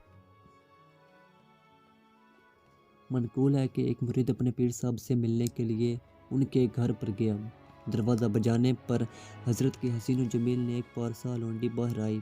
مرید کی نگاہ جو ہی اس پر پڑی اس کا دل شدت کے ساتھ اس کی طرف مائل ہو گیا اور شیطان اسے برائی پر ابھارنے لگا۔ آخر دل کے ہاتھوں مجبور ہو کر اس نے لونڈی کو پیغام بھیجا کہ وہ اسے تنہائی میں ملے۔ لونڈی نے فوراً وہ پیغام بزرگ تک پہنچا دیا۔ پیر صاحب نے حکمت کے ساتھ اس کی اصلاح کا ارادہ فرمایا، چنانچہ لونڈی سے کہا کہ اسے جواباً پیغام بھجواؤ کہ 3 دن بعد فلاں باغ میں مجھ سے ملاقات کرو۔ لونڈی نے حسب حکم پیغام بھجوا دیا۔ وہ مرید حوصلہ افزا جواب پا کر بہت خوش ہوا اور بے چینی کے ساتھ تیسرے دن کا انتظار کرنے لگا۔ دوسری جانب پیر صاحب نے لونڈی کو ایک دوا دی، فرمایا اسے کھا لو، اس کے باعث تمہیں کثرت سے بیت الخلاء جانے کی حاجت ہوگی۔ جو کچھ خلاصت نکلے اسے ایک برتن میں جمع کرتی جانا۔ لونڈی نے اس عجیب و غریب حکم پر بھی عمل شروع کر دیا۔ جب اسے کثرت سے حاجت ہوئی تو اس کی حالت خراب ہو گئی اور 3 دن مسلسل اسی کیفیت کی بنا پر چہرے کی رونق جاتی رہی۔ جسم سوکھ گیا، رنگ پیلا پڑ گیا، آنکھیں اندر کو دھنس گئیں اور ان کے گرد ہلکے پڑ گیا۔ 3 دن بعد وہ پیر صاحب لونڈی اور گندگی کے تھال سمیت مقررہ وقت پر معینہ باغ میں پہنچ گیا۔ خود ایک درخت کے پیچھے چھپ گیا اور لونڈی کو بھی حکم فرمایا کہ کسی درخت کے پیچھے کھڑی رہے اور جب وہ مرید آ جائے تو اچانک اس کے سامنے نکل آئے۔ جب مرید باغ میں پہنچا تو لونڈی اچانک اس کے سامنے آ گئی۔ لونڈی کی موجودہ بھیانک صورت دیکھ کر اس کے منہ سے نکلا، تو کون بلا ہے؟ تو وہ تو نہیں جس کی طرف میرا دل مائل ہوا تھا۔ یہ سنتے ہی پیر صاحب درخت کے پیچھے سے برتن سمیت سامنے تشریف لے آئے اور اسے آگے رکھ کر فرمایا، بیٹا تم نے دراصل اس لونڈی سے نہیں بلکہ اس گندگی سے محبت کی تھی، کیونکہ جب تک یہ گندگی اس کے بدن میں رہی تمہارا دل میں اس کی محبت بھی باقی رہی، لیکن جب یہ اس کے جسم سے نکل گئی تو تم نے اسے پہچاننے سے ہی انکار کر دیا۔ مرید یہ سن کر انتہائی شرمندہ ہوا اور آئندہ کے لیے صدقے دل سے توبہ کر لی۔ مروی ہے کہ ایک مرتبہ ایک شخص کسی نیک و پارسا شادی شدہ عورت پر فرفتہ ہو گیا۔ ہمت و مجتمع کر کے خط کے ذریعے اپنے جذبات کا اظہار کرنے کے ساتھ ساتھ ملاقات کا متمنا ہوا۔ عورت نے وہ خط اپنے شوہر کو دے دیا۔ اس کا شوہر بہت سمجھدار اور ایک مسجد میں امام تھا۔ اس نے اپنی زوجہ کی طرف سے اس عاشق نامراد کو پیغام بھجوایا کہ اگر ملاقات کرنی ہے تو پہلے 40 دن تک باجماعت نماز اس طرح ادا کرو کہ دوران نماز اللہ کے سوا کسی کا خیال نہ آئے، اس کے بعد دیکھا جائے گا۔ وہ عاشق بظاہر اس آسان سی شرط کو دیکھ کر بہت خوش ہوا اور اس نے فوراً خشوع و خضوع کے ساتھ نمازیں شروع کر دیں۔ جیسے جیسے دن گزرتے گئے اس پر نماز کی برکات آشکار ہوتی گئیں، حتیٰ کہ جب 40 دن گزر گئے تو اس نے خود یہ پیغام بھجوایا کہ پہلے میں حرام کاری کے خواب دیکھا کرتا تھا، لیکن نماز کی برکت سے اب میرے دل کی دنیا بدل چکی ہے اور اب تیرے بجائے اللہ تعالیٰ کی محبت غالب آ گئی ہے۔ میں اپنے گناہوں کے ارادے سے توبہ کرتا ہوں اور تجھ سے بھی معافی کا طلبگار ہوں۔ جب اس نیک عورت نے شوہر کو یہ پیغام سنایا تو وہ بہت خوش ہوا اور اس کی زبان سے بے ساختہ نکلا، اللہ تعالیٰ نے بالکل سچ فرمایا، بے شک نماز بے حیائی اور بری باتوں سے روکتی ہے۔ یوں ہی شادی شدہ خواتین و حضرات کی خدمت میں بھی کچھ خصوصی عرض کی سعادت حاصل کروں گا۔ ایسے شادی شدہ خواتین و حضرات کی خدمت میں کہ جو شادی شدہ ہونے کے باوجود اس مصیبت میں گرفتار ہیں اور اپنے رفیق حیات کی باطنی کیفیات سے بے پرواہ ہو کر صرف اور صرف اپنے نفس کی خواہشات کی تکمیل کو مقصد زندگی سمجھ بیٹھے ہیں، خصوصی گزارش ہے کہ اپنے آپ کو سنبھالنے کی بھرپور کوشش کیجیے، ورنہ دنیا و آخرت میں شدید ذلت اور رسوائی آپ کا بھی مقدر بن سکتی ہے۔ ایسے خواتین و حضرات کو درج ذیل نکات پر تھوڑا سا غور کرنا چاہیے۔ یقیناً اس واہیات چکر میں پھنس کر اپنے شریک حیات کے حقوق کی ادائیگی میں کوتاہی کا شکار ہونا ایک لازمی امر ہے، جس کے بارے میں بروز قیامت سخت باز پرس کی جائے گی، کیونکہ حدیث پاک میں ہے کہ حضرت ابن عمر رضی اللہ عنہ سے روایت ہے کہ رسول اللہ صلی اللہ علیہ وسلم نے ارشاد فرمایا، تم میں سے ہر ایک نگران ہے اور ہر ایک سے اس کے ماتحت کے بارے میں سوال کیا جائے گا۔ بادشاہ نگران ہے اور ہر آدمی اپنے گھر والوں کا نگران ہے، اور عورت اپنے خاوند کے گھر اور اولاد کی نگران ہے، بس ہر ایک نگران ہے، ہر ایک سے اس کے ماتحت افراد کے بارے میں سوال کیا جائے گا۔ ایک اور روایت میں ہے کہ رسول اللہ صلی اللہ علیہ وسلم جنگل کی طرف تشریف لے گئے، وہاں اپنے 2 مسواکیں توڑی، ایک سیدھی تھی اور دوسری ٹیڑھی۔ جو صحابی اس وقت ساتھ تھے آپ نے سیدھی مسواک انہیں عطا کر دی اور ٹیڑھی خود رکھ لی۔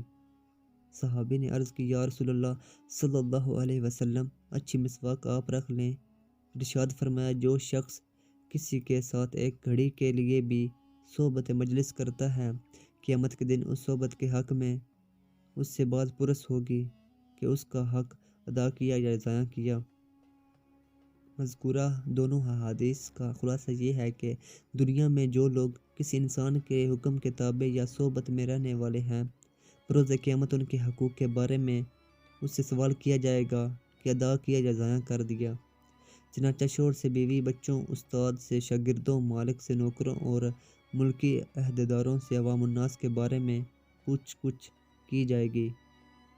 اور آپ جانتے ہی ہیں کہ حقوق العباد یعنی بندوں کے حقوق کا فیصلہ اللہ تعالیٰ براہ راست نہ فرمائے گا، بلکہ جس کے حق میں کوتاہی کی اسے راضی کرنا ضروری ہوگا۔ اگر راضی کرنے میں کامیاب ہو گئے تو ٹھیک، اور اگر ناکام رہے تو جہنم کا سخت اور ناقابل برداشت عذاب بھگتنے کے لیے تیار رہنا چاہیے۔ اس سلسلے میں چند احادیث مبارکہ خوف خدا کے ساتھ ملاحظہ فرمائیں۔ حضرت ابو ہریرہ رضی اللہ عنہ سے روایت ہے کہ ایک مرتبہ رسول اللہ صلی اللہ علیہ وسلم نے ارشاد فرمایا، کیا تم جانتے ہو کہ مفلس کون ہے؟ ہم نے عرض کی، جس کے پاس درہم و دینار اور سامان زندگی نہ ہو۔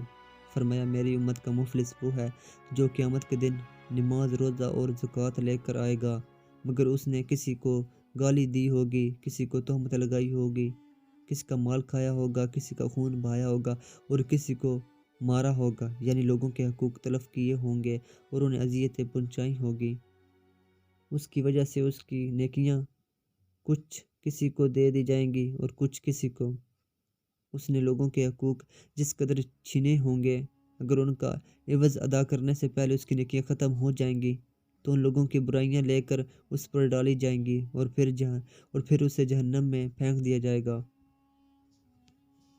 حضرت ابن مسعود رضی اللہ عنہ سے مروی ہے کہ رسول اللہ صلی اللہ علیہ وسلم نے فرمایا، سرزمین عرب میں بت پرستی کے سلسلے میں شیطان مایوس ہو چکا ہے، البتہ وہ تم سے اس بات میں خوش ہے کہ معمولی جرائم کرو اور وہی ہلاک کرنے والے ہیں۔ بس جس قدر ہو سکے ظلم سے بچو، کیونکہ بروز قیامت ایک آدمی پہاڑوں کے برابر نیکیاں لے کر آئے گا جنہیں وہ اپنے نامہ اعمال میں دیکھے گا۔ پھر ایک آدمی آ کر کہے گا، یا رب، اس نے مجھ پر ظلم کیا تھا۔ حکم ہوگا، اس کی نیکیاں اسی مقدار میں لے لو۔ اسی طرح لوگ اس کی نیکیاں لے جاتے رہیں گے حتیٰ کہ اس کی نیکیوں میں سے کوئی بھی شے باقی نہ رہے گی۔ اس کی مثال اس طرح ہے کہ کچھ مسافر جنگل میں پڑاؤ کریں، ان کے پاس ایندھن نہ ہو، پھر وہ ایندھن اکٹھا کر کے خوب آگ جلائیں اور سب ایندھن فنا کر دیں، یعنی دوسروں پر ظلم کرنے والا گناہوں کے ذریعے اس نیکیوں کو فنا کر دیتا ہے۔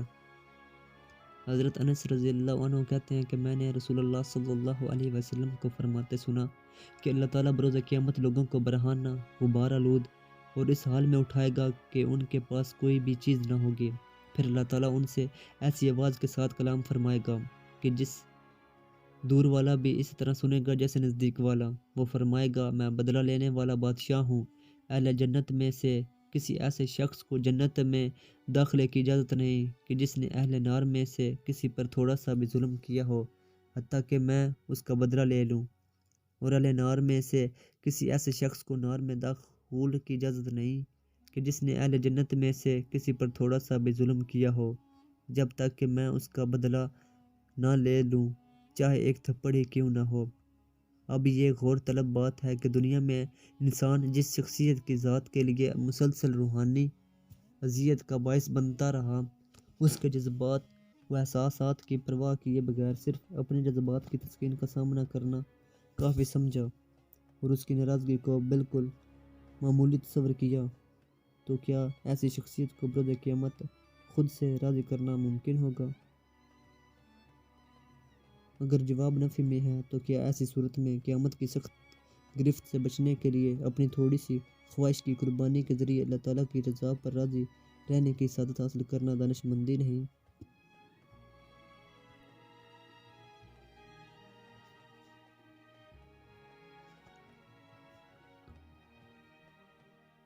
یقیناً ایک طویل عرصے تک ساتھ رہنے کی بنا پر دونوں فریق ایک دوسرے کی عادات و اطوار سے اچھی طرح واقف ہو چکے ہوتے ہیں، چنانچہ جب ان میں سے کوئی ایک عدم التفات کا مظاہرہ کرتا ہے تو دوسرا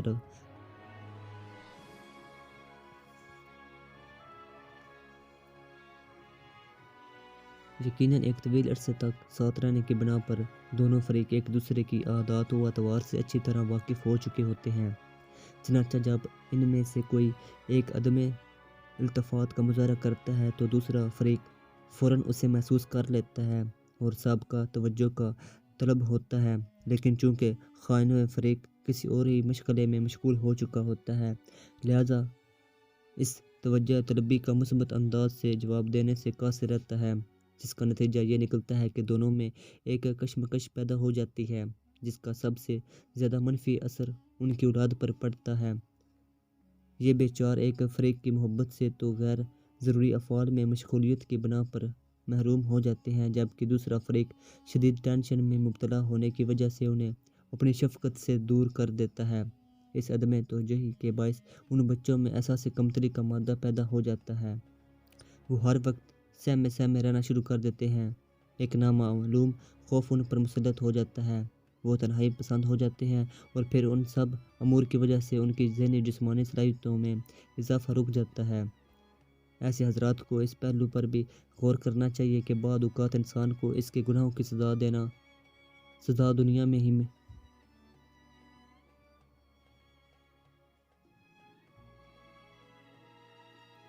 ایسے حضرات کو اس پہلو پر بھی غور کرنا چاہیے کہ بعض اوقات انسان کو اس کے گناہوں کی سزا دنیا میں ہی حاصل ہو جاتی ہے۔ اس کی ایک صورت یہ بھی ہے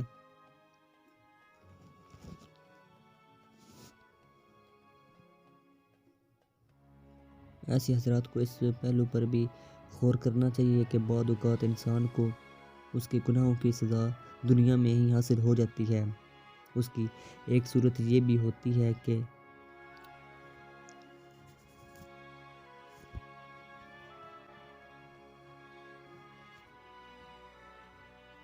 ایسے حضرات کو اس پہلو پر بھی غور کرنا چاہیے کہ بعض اوقات انسان کو اس کے گناہوں کی سزا دنیا میں ہی حاصل ہو جاتی ہے۔ اس کی ایک صورت یہ بھی ہوتی ہے اس شخص نے جس طریقے سے کسی کو اذیت و نقصان پہنچایا ہوتا ہے، اللہ تعالیٰ اپنے عدل و انصاف سے اس کی اولاد کو اسی قرب و تکلیف میں مبتلا فرما کر سمانے رنج و غم پیدا فرما دیتا ہے، جس سے صاحب بصیرت فوراً سمجھ بھی جاتے ہیں کہ یہ سب کچھ ہمارے شامل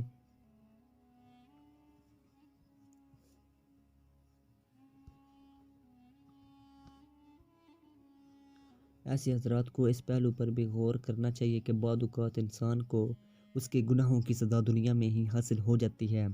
اس کی ایک صورت یہ بھی ہوتی ہے اس شخص نے جس طریقے سے کسی کو اذیت و نقصان پہنچایا ہوتا ہے، اللہ تعالیٰ اپنے عدل و انصاف سے اس کی اولاد کو اس قرب و تکلیف میں مبتلا فرما کر سامانے رنج و غم پیدا فرما دیتا ہے، جس سے صاحب بصیرت فوراً سمجھ بھی جاتے ہیں کہ یہ سب کچھ ہمارے شامت اعمال کا ہی نتیجہ ہے۔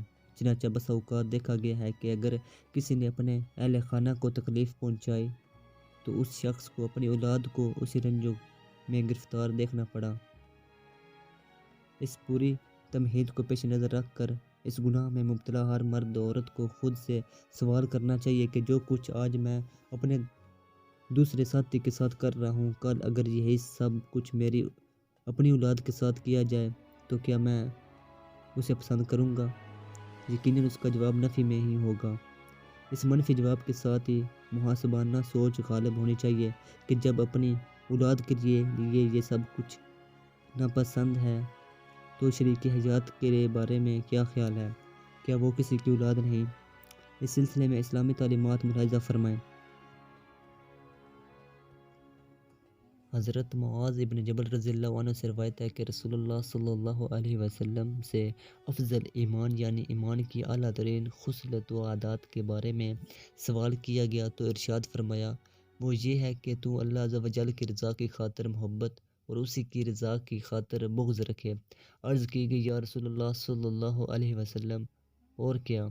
فرمایا، اور یہ کہ تو لوگوں کے لیے وہی پسند کرے جو اپنے لیے پسند کرتا ہے، اور ان کے لیے وہی ناپسند کرے جو خود اپنے لیے ناپسند کرتا ہے۔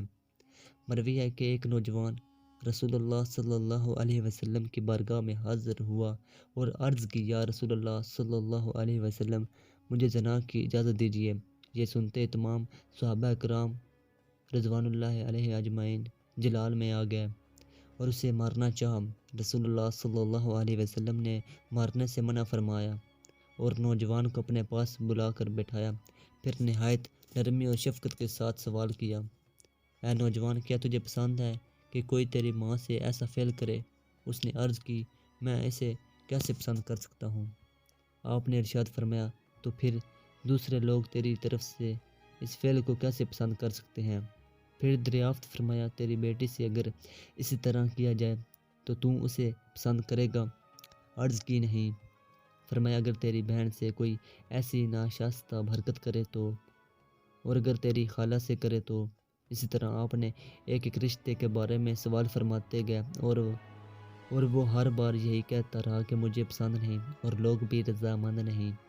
تب رسول اللہ صلی اللہ علیہ وسلم نے اس کے سینے پر ہاتھ رکھ کر اللہ تعالیٰ کی بارگاہ میں عرض کی، یا الہی عز و جل، اس کے دل کو پاک کر دے، اس کی شرمگاہ کو بچا لے اور اس کا گناہ بخش دے۔ اس کے بعد وہ نوجوان تمام عمر زنا سے بیزار رہا۔ ایسے خواتین و حضرات جو شادی شدہ فریق ثانی کے قرب کے متمنا ہوں، بالخصوص خود کو قابو میں رکھنے کی کوشش کریں، کیونکہ جب کسی شادی شدہ مرد یا عورت کو اپنی جانب مائل کرنے کی کوشش کی جائے تو یقیناً ایک ہنستے بستے گھر کو اجاڑنے کی مذموم حرکت کا ارتکاب ضرور ہوگا۔ اگر عورت کو مائل کیا تو اس کا شوہر، اور مرد کو راغب کیا تو اس کی زوجہ جس قرب و اذیت کا شکار ہوگی، اس کا اندازہ اسی وقت ہو سکتا ہے کہ جب خود کو اس شوہر یا زوجہ کے قائم مقام رکھ کر غور کیا جائے۔ مثلاً اگر کسی کی زوجہ کی جانب دل مائل ہو تو غور کرنا چاہیے کہ اگر کوئی اجنبی یہی معاملہ میری زوجہ کے ساتھ کرتا تو کیا میں اس عمل کو محبوب رکھتا؟ یوں ہی عورت غور کرے کہ اگر اس کا شوہر کسی اور عورت کی جانب راغب ہو جائے تو اس کی قلبی کیفیت کیا ہوگی۔ راقم الحروف کے مشاہدے میں بہت سے ایسے واقعات آئے ہیں کہ جس میں خاتون نے کسی کے شوہر کو اپنی جانب مائل کر کے شادی تو کر لی، لیکن بعد میں جب شوہر کا دل بھر گیا اور سابقہ زوجہ کی جانب مائلان بڑھا تو خود ان کی زندگی عذاب بن گئی۔ پھر فریق ثانی کی اذیت کے ساتھ ساتھ بچوں کی زندگی کس قدر قرب کا شکار ہو جاتی ہے۔ غور و تفکر اور کثرت مشاہدہ سے اس امر پر اطلاع قطعاً مشکل نہیں۔ درج ذیل حدیث کریمہ کو غور سے ملاحظہ فرمائیں۔ حضرت ابن عمر رضی اللہ عنہما سے روایت ہے کہ رسول اللہ صلی اللہ علیہ وسلم نے ارشاد فرمایا، یعنی جو شخص کسی عورت کو اس کے خاوند کے خلاف بھڑکائے وہ ہم میں سے نہیں۔ مروی ہے کہ بنی اسرائیل میں ایک نیک آدمی کپڑا بننے کا کام کیا کرتا تھا۔ اس کی بیوی بنی اسرائیل کی تمام عورتوں سے زیادہ حسین و جمیل تھی۔ جب اس کے حسن کی شہرت اس وقت کے ایک بادشاہ تک پہنچی تو اس نے ایک بڑھیا کو اس کام کے لیے تیار کیا کہ وہ اس عورت کے پاس جائے اور اسے اس کے خاوند کے خلاف کر دے۔ بڑھیا نے حسب ہدایت اس کے پاس پہنچی اور بولی، اے عورت، میں بادشاہ کی جانب سے آئی ہوں۔ اس نے پیغام بھیجا ہے کہ تو اتنی خوبصورت ہونے کے باوجود ایک کپڑے بننے والے کے پاس کیوں پڑی ہے؟ اگر تو ہمارے پاس ہوتی تو ہم تجھے سونے سے لاد دیتے، تجھے ریشم پہناتے اور بے شمار نوکر چاکر تیری خدمت کے لیے مقرر کر دیتے۔ ان باتوں نے عورت کے دل پر گہرا اثر کیا اور وہ اپنے شوہر سے بدظن ہو گئی۔ نتیجتاً شوہر کی خدمت کرنا بالکل چھوڑ دی اور رویہ تبدیل کر لیا۔ جب شوہر اس سے وجہ دریافت کرتا تو بد اخلاقی سے جواب دیتی۔ آخرکار اس نیک شخص نے انتہائی دل برداشتہ ہو کر اسے طلاق دے دی۔ عورت نے چھٹکارا پاتے ہی بادشاہ سے شادی رچا لی۔ جب بادشاہ اجلے عروسی میں گیا اور پردے چھوڑ دیے تو اللہ تعالیٰ کے حکم سے بادشاہ اور عورت دونوں اندھے ہو گئے۔ بادشاہ نے چاہا کہ اسے چھو کر دیکھ لے، لیکن یہ سوچتے ہی اس کا ہاتھ خشک ہو گیا۔ عورت نے ہاتھ بڑھا کر اسے چھونا چاہا تو اس کا ہاتھ بھی سوکھ گیا۔ پھر ان دونوں کو گونگا بہرا کر دیا گیا اور ان کی شہوت مٹا دی گئی۔ جب صبح پردے ہٹائے گئے تو یہ دونوں اندھے اور بہرے اور گونگے پائے گئے۔ ان کا یہ معاملہ اس زمانے کے نبی علیہ السلام کے سامنے پیش کیا گیا۔ انہوں نے اللہ تعالیٰ کی بارگاہ میں عرض کی، جواب ملا، میں ان کو کبھی معاف نہیں کروں گا۔ کیا یہ دونوں یہ سمجھتے ہیں کہ جو کچھ انہوں نے کپڑا بننے والے کے ساتھ کیا ہے میں اسے دیکھ نہیں رہا تھا؟ اللہ تعالیٰ کی رحمت سے کبھی امید ہے کہ اس میٹھے زہر کی لذت میں محو جس مسلمان مرد عورت کا دل ابھی تک زندہ ہے وہ مذکورہ تفاصیل سے ضرور درس عبرت حاصل کرے گا اور حصول نصیحت کی برکت سے اس کے عمل میں نمایاں تبدیلی واقع ہوگی۔ لیکن یہ بھی عین ممکن ہے کہ یہ کیفیت وقتی ہو اور کچھ ہی عرصے بعد یہ تمام باتیں ذہن سے فراموش ہو جائیں، جس کے باعث نفس دوبارہ گندگی کی طرف مائل کرنے کے لیے زور لگانا شروع کر دے۔ اس مشکل کا حل فقط یہ ہے کہ انسان خوب ہمت کر کے استقامت کے ساتھ اپنے نفس سے جہاد کرتا رہے، اور اس جہاد میں آسانی اور سہولت کے لیے ضروری ہے کہ اس کتاب کا بار بار مطالعہ کرے، اپنی صحبت اچھی رکھے اور بری صحبت سے فوراً جان چھڑا لے۔ آگے اللہ تعالیٰ کی رحمت بہت وسیع ہے، وہ کسی کی محنت کو رائگاں نہیں جانے دیتا۔ اس زمن میں ایک ایمان فروز واقعہ رقت قلبی کے ساتھ پڑھنے کی سعادت حاصل کیجیے۔ مروی ہے کہ حضرت ابو حفص حداد رضی اللہ عنہ ابتدا میں ایک لونڈی پر عاشق ہو کر اپنا صبر و قرار کھو بیٹھے۔ کسی نے آپ کو بتایا کہ فلاں علاقے میں ایک یہودی رہتا ہے، وہ بہترین جادو جانتا ہے، اس سے عمل کرواؤ، وہ یقیناً تم کو تمہاری محبوبہ سے ملا دے گا۔ آپ فوراً اس یہودی کے پاس پہنچے اور اپنا تمام حال بیان کیا۔ یہودی نے کہا، تمہارا کام ہو جائے گا، لیکن شرط یہ ہے کہ تم 40 دن تک کسی بھی قسم کا نیک عمل نہیں کرو گے، پہلے اس پر عمل کرو پھر میرے پاس آنا۔ آپ نے اس شرط کو قبول کر لیا اور نیکیوں سے یکسر کنارہ کشی اختیار کر لی۔ 40 دن حسب شرط گزارنے کے بعد اس کے پاس پہنچے۔ یہودی نے جادو شروع کیا، لیکن اس کا کوئی اثر مرتب نہ ہوا۔ کئی مرتبہ کوشش کرنے کے بعد اس نے کہا، ہو نہ ہو تم نے ان 40 دنوں میں کوئی نہ کوئی نیکی ضرور کی ہے، ورنہ میرا جادو کبھی ناکام نہ جاتا۔ آپ نے فرمایا، ویسے تو مجھے کوئی قابل ذکر چیز یاد نہیں، ہاں ایک دن راستے میں پڑے ہوئے پتھر کو اس خیال سے ایک طرف کر دیا تھا کہ کوئی مسلمان بھائی اس سے ٹکرا کر زخمی نہ ہو جائے۔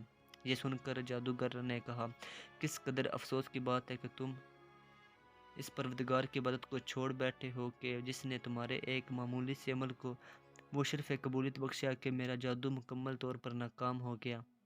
اس بات سے آپ کے دل میں ایک آگ سی لگ گئی، فوراً توبہ کی اور اللہ تعالیٰ کی عبادت میں مشغول ہو کر کچھ ہی عرصے میں درجہ ولایت پر فائز ہو گیا۔ ذہن پاکیزگی اچھی صحبت اختیار کرنے، بری صحبت سے بچنے اور صاف ستھری خصوصاً دینی تحریریں پڑھنے سے حاصل کی جا سکتی ہے۔ ہو سکتا ہے کہ جہاد طویل کے باوجود محبوب کی یاد مکمل طور پر دل سے محو نہ ہو، اور طبیعت بار بار اس کو دیکھنے یا اس سے ملاقات کی جانب مجبور کرے۔ یقیناً اس قسم کی کیفیات کے وارد ہونے پر انسان کو قابل گرفت نہیں ٹھہرایا جا سکتا، کیونکہ ان پر بالکل توجہ نہ کرنا اس کے بس سے باہر ہے۔ ہاں ایسی صورت میں اس پر ایسے اعمال کا اختیار کرنا لازم ہے کہ جن کے باعث طبیعت کا تقاضا بدل جائے۔ انہی اعمال میں سے ایک عمل یہ ہے کہ ایسے شخص کو ممکن ہونے کی صورت میں کچھ عرصے کے لیے اس شخصیت سے بہت دور چلا جائے اور کسی دوسرے مقام پر جا کر خود کو اچھے اعمال میں مصروف و مشغول کر دے، خصوصاً نیکی کا حکم کرنے اور برائی سے روکنے میں۔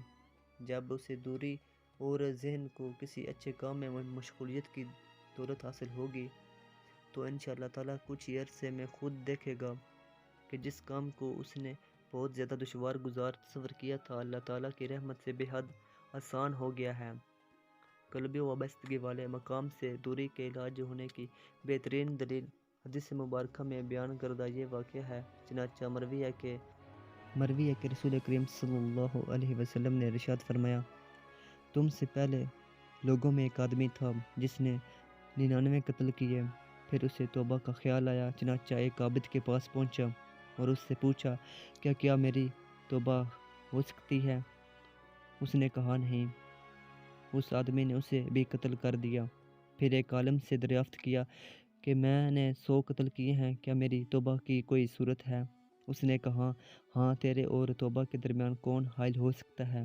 لیکن اس کے لیے فلاں علاقے میں چلا جا، وہاں کچھ لوگ اللہ تعالیٰ کی عبادت کر رہے ہوں گے، تو بھی ان کے ساتھ مل کر اللہ عز و جل کی عبادت کر اور اپنے علاقے کی طرف مت آنا، یہ بروں کا علاقہ ہے، چنانچہ اگر تو یہیں رہا تو پھر گناہوں میں مشغول ہو جائے گا۔ یہ سن کر وہ توبہ کے ارادے سے مذکورہ علاقے کی طرف چلا۔ ابھی نصف راستے ہی چلا تھا کہ ملک الموت تشریف لے آئے اور اس کی روح قبض کر لی۔ اب مشیت الہی کے تحت رحمت اور عذاب کے فرشتوں کے درمیان جھگڑا ہو گیا۔ رحمت کے فرشتوں کا کہنا تھا کہ یہ شخص توبہ کے ارادے سے اس طرف آیا ہے، لہٰذا اسے ہم لے جائیں گے، جبکہ عذاب کے فرشتوں کا کہنا تھا کہ اس نے کبھی نیکی کا کام نہیں کیا، اس لیے ہمارے ساتھ جائے گا۔ ابھی یہ جھگڑا جاری تھا کہ اللہ عز و جل کے حکم سے ایک فرشتہ انسانی شکل میں آیا۔ انہوں نے اسے اپنے درمیان فیصلہ کرنے کے لیے کہا۔ اس فرشتے نے کہا کہ تم دونوں طرف کا فاصلہ ناپو، یہ جس علاقے سے قریب ہوگا اس طرف کے فرشتے اسے اپنے ساتھ لے جائیں گے۔ جب فاصلہ ناپا گیا تو وہ اس علاقے سے زیادہ قریب تھا کہ جس کا اس نے ارادہ کیا تھا، اور ایک روایت میں ہے کہ وہ نیک لوگوں سے ایک باشت قریب تھا، لہٰذا اسے انہی میں سے کر دیا گیا۔ اس مرض میں مبتلا خواتین کو بھی چاہیے کہ علاج کی غرض سے کسی دور دراز علاقے میں رہنے والے رشتہ دار کے ہاں کچھ عرصہ گزاریں، لیکن کوشش یہی ہونی چاہیے کہ کوئی لمحہ کسی فضول کام میں ضائع نہ ہو، بلکہ وہاں خوب نیک اعمال کا ارتکاب کرنے کی کوشش کریں، اچھی صحبت اختیار کریں، اور بہت بہتر ہے کہ اپنے ساتھ اصلاحی موضوعات پر مشتمل کتابیں بھی ضرور لے جائیں اور وقتاً فوقتاً ان کا مطالعہ کرتی رہیں۔ اگر ممکن ہو تو روزانہ کچھ وقت کے لیے محلے کی خواتین کو جمع کر کے کسی اچھی دینی کتب سے درس شروع کر دیں۔ اللہ تعالیٰ اپنے فضل و کرم سے ہر مسلمان بھائی اور بہن کو اس مرض سے دور رکھے اور مبتلا خواتین و حضرات کو جلد از جلد نجات کی توفیق مرحمت فرمائے، آمین۔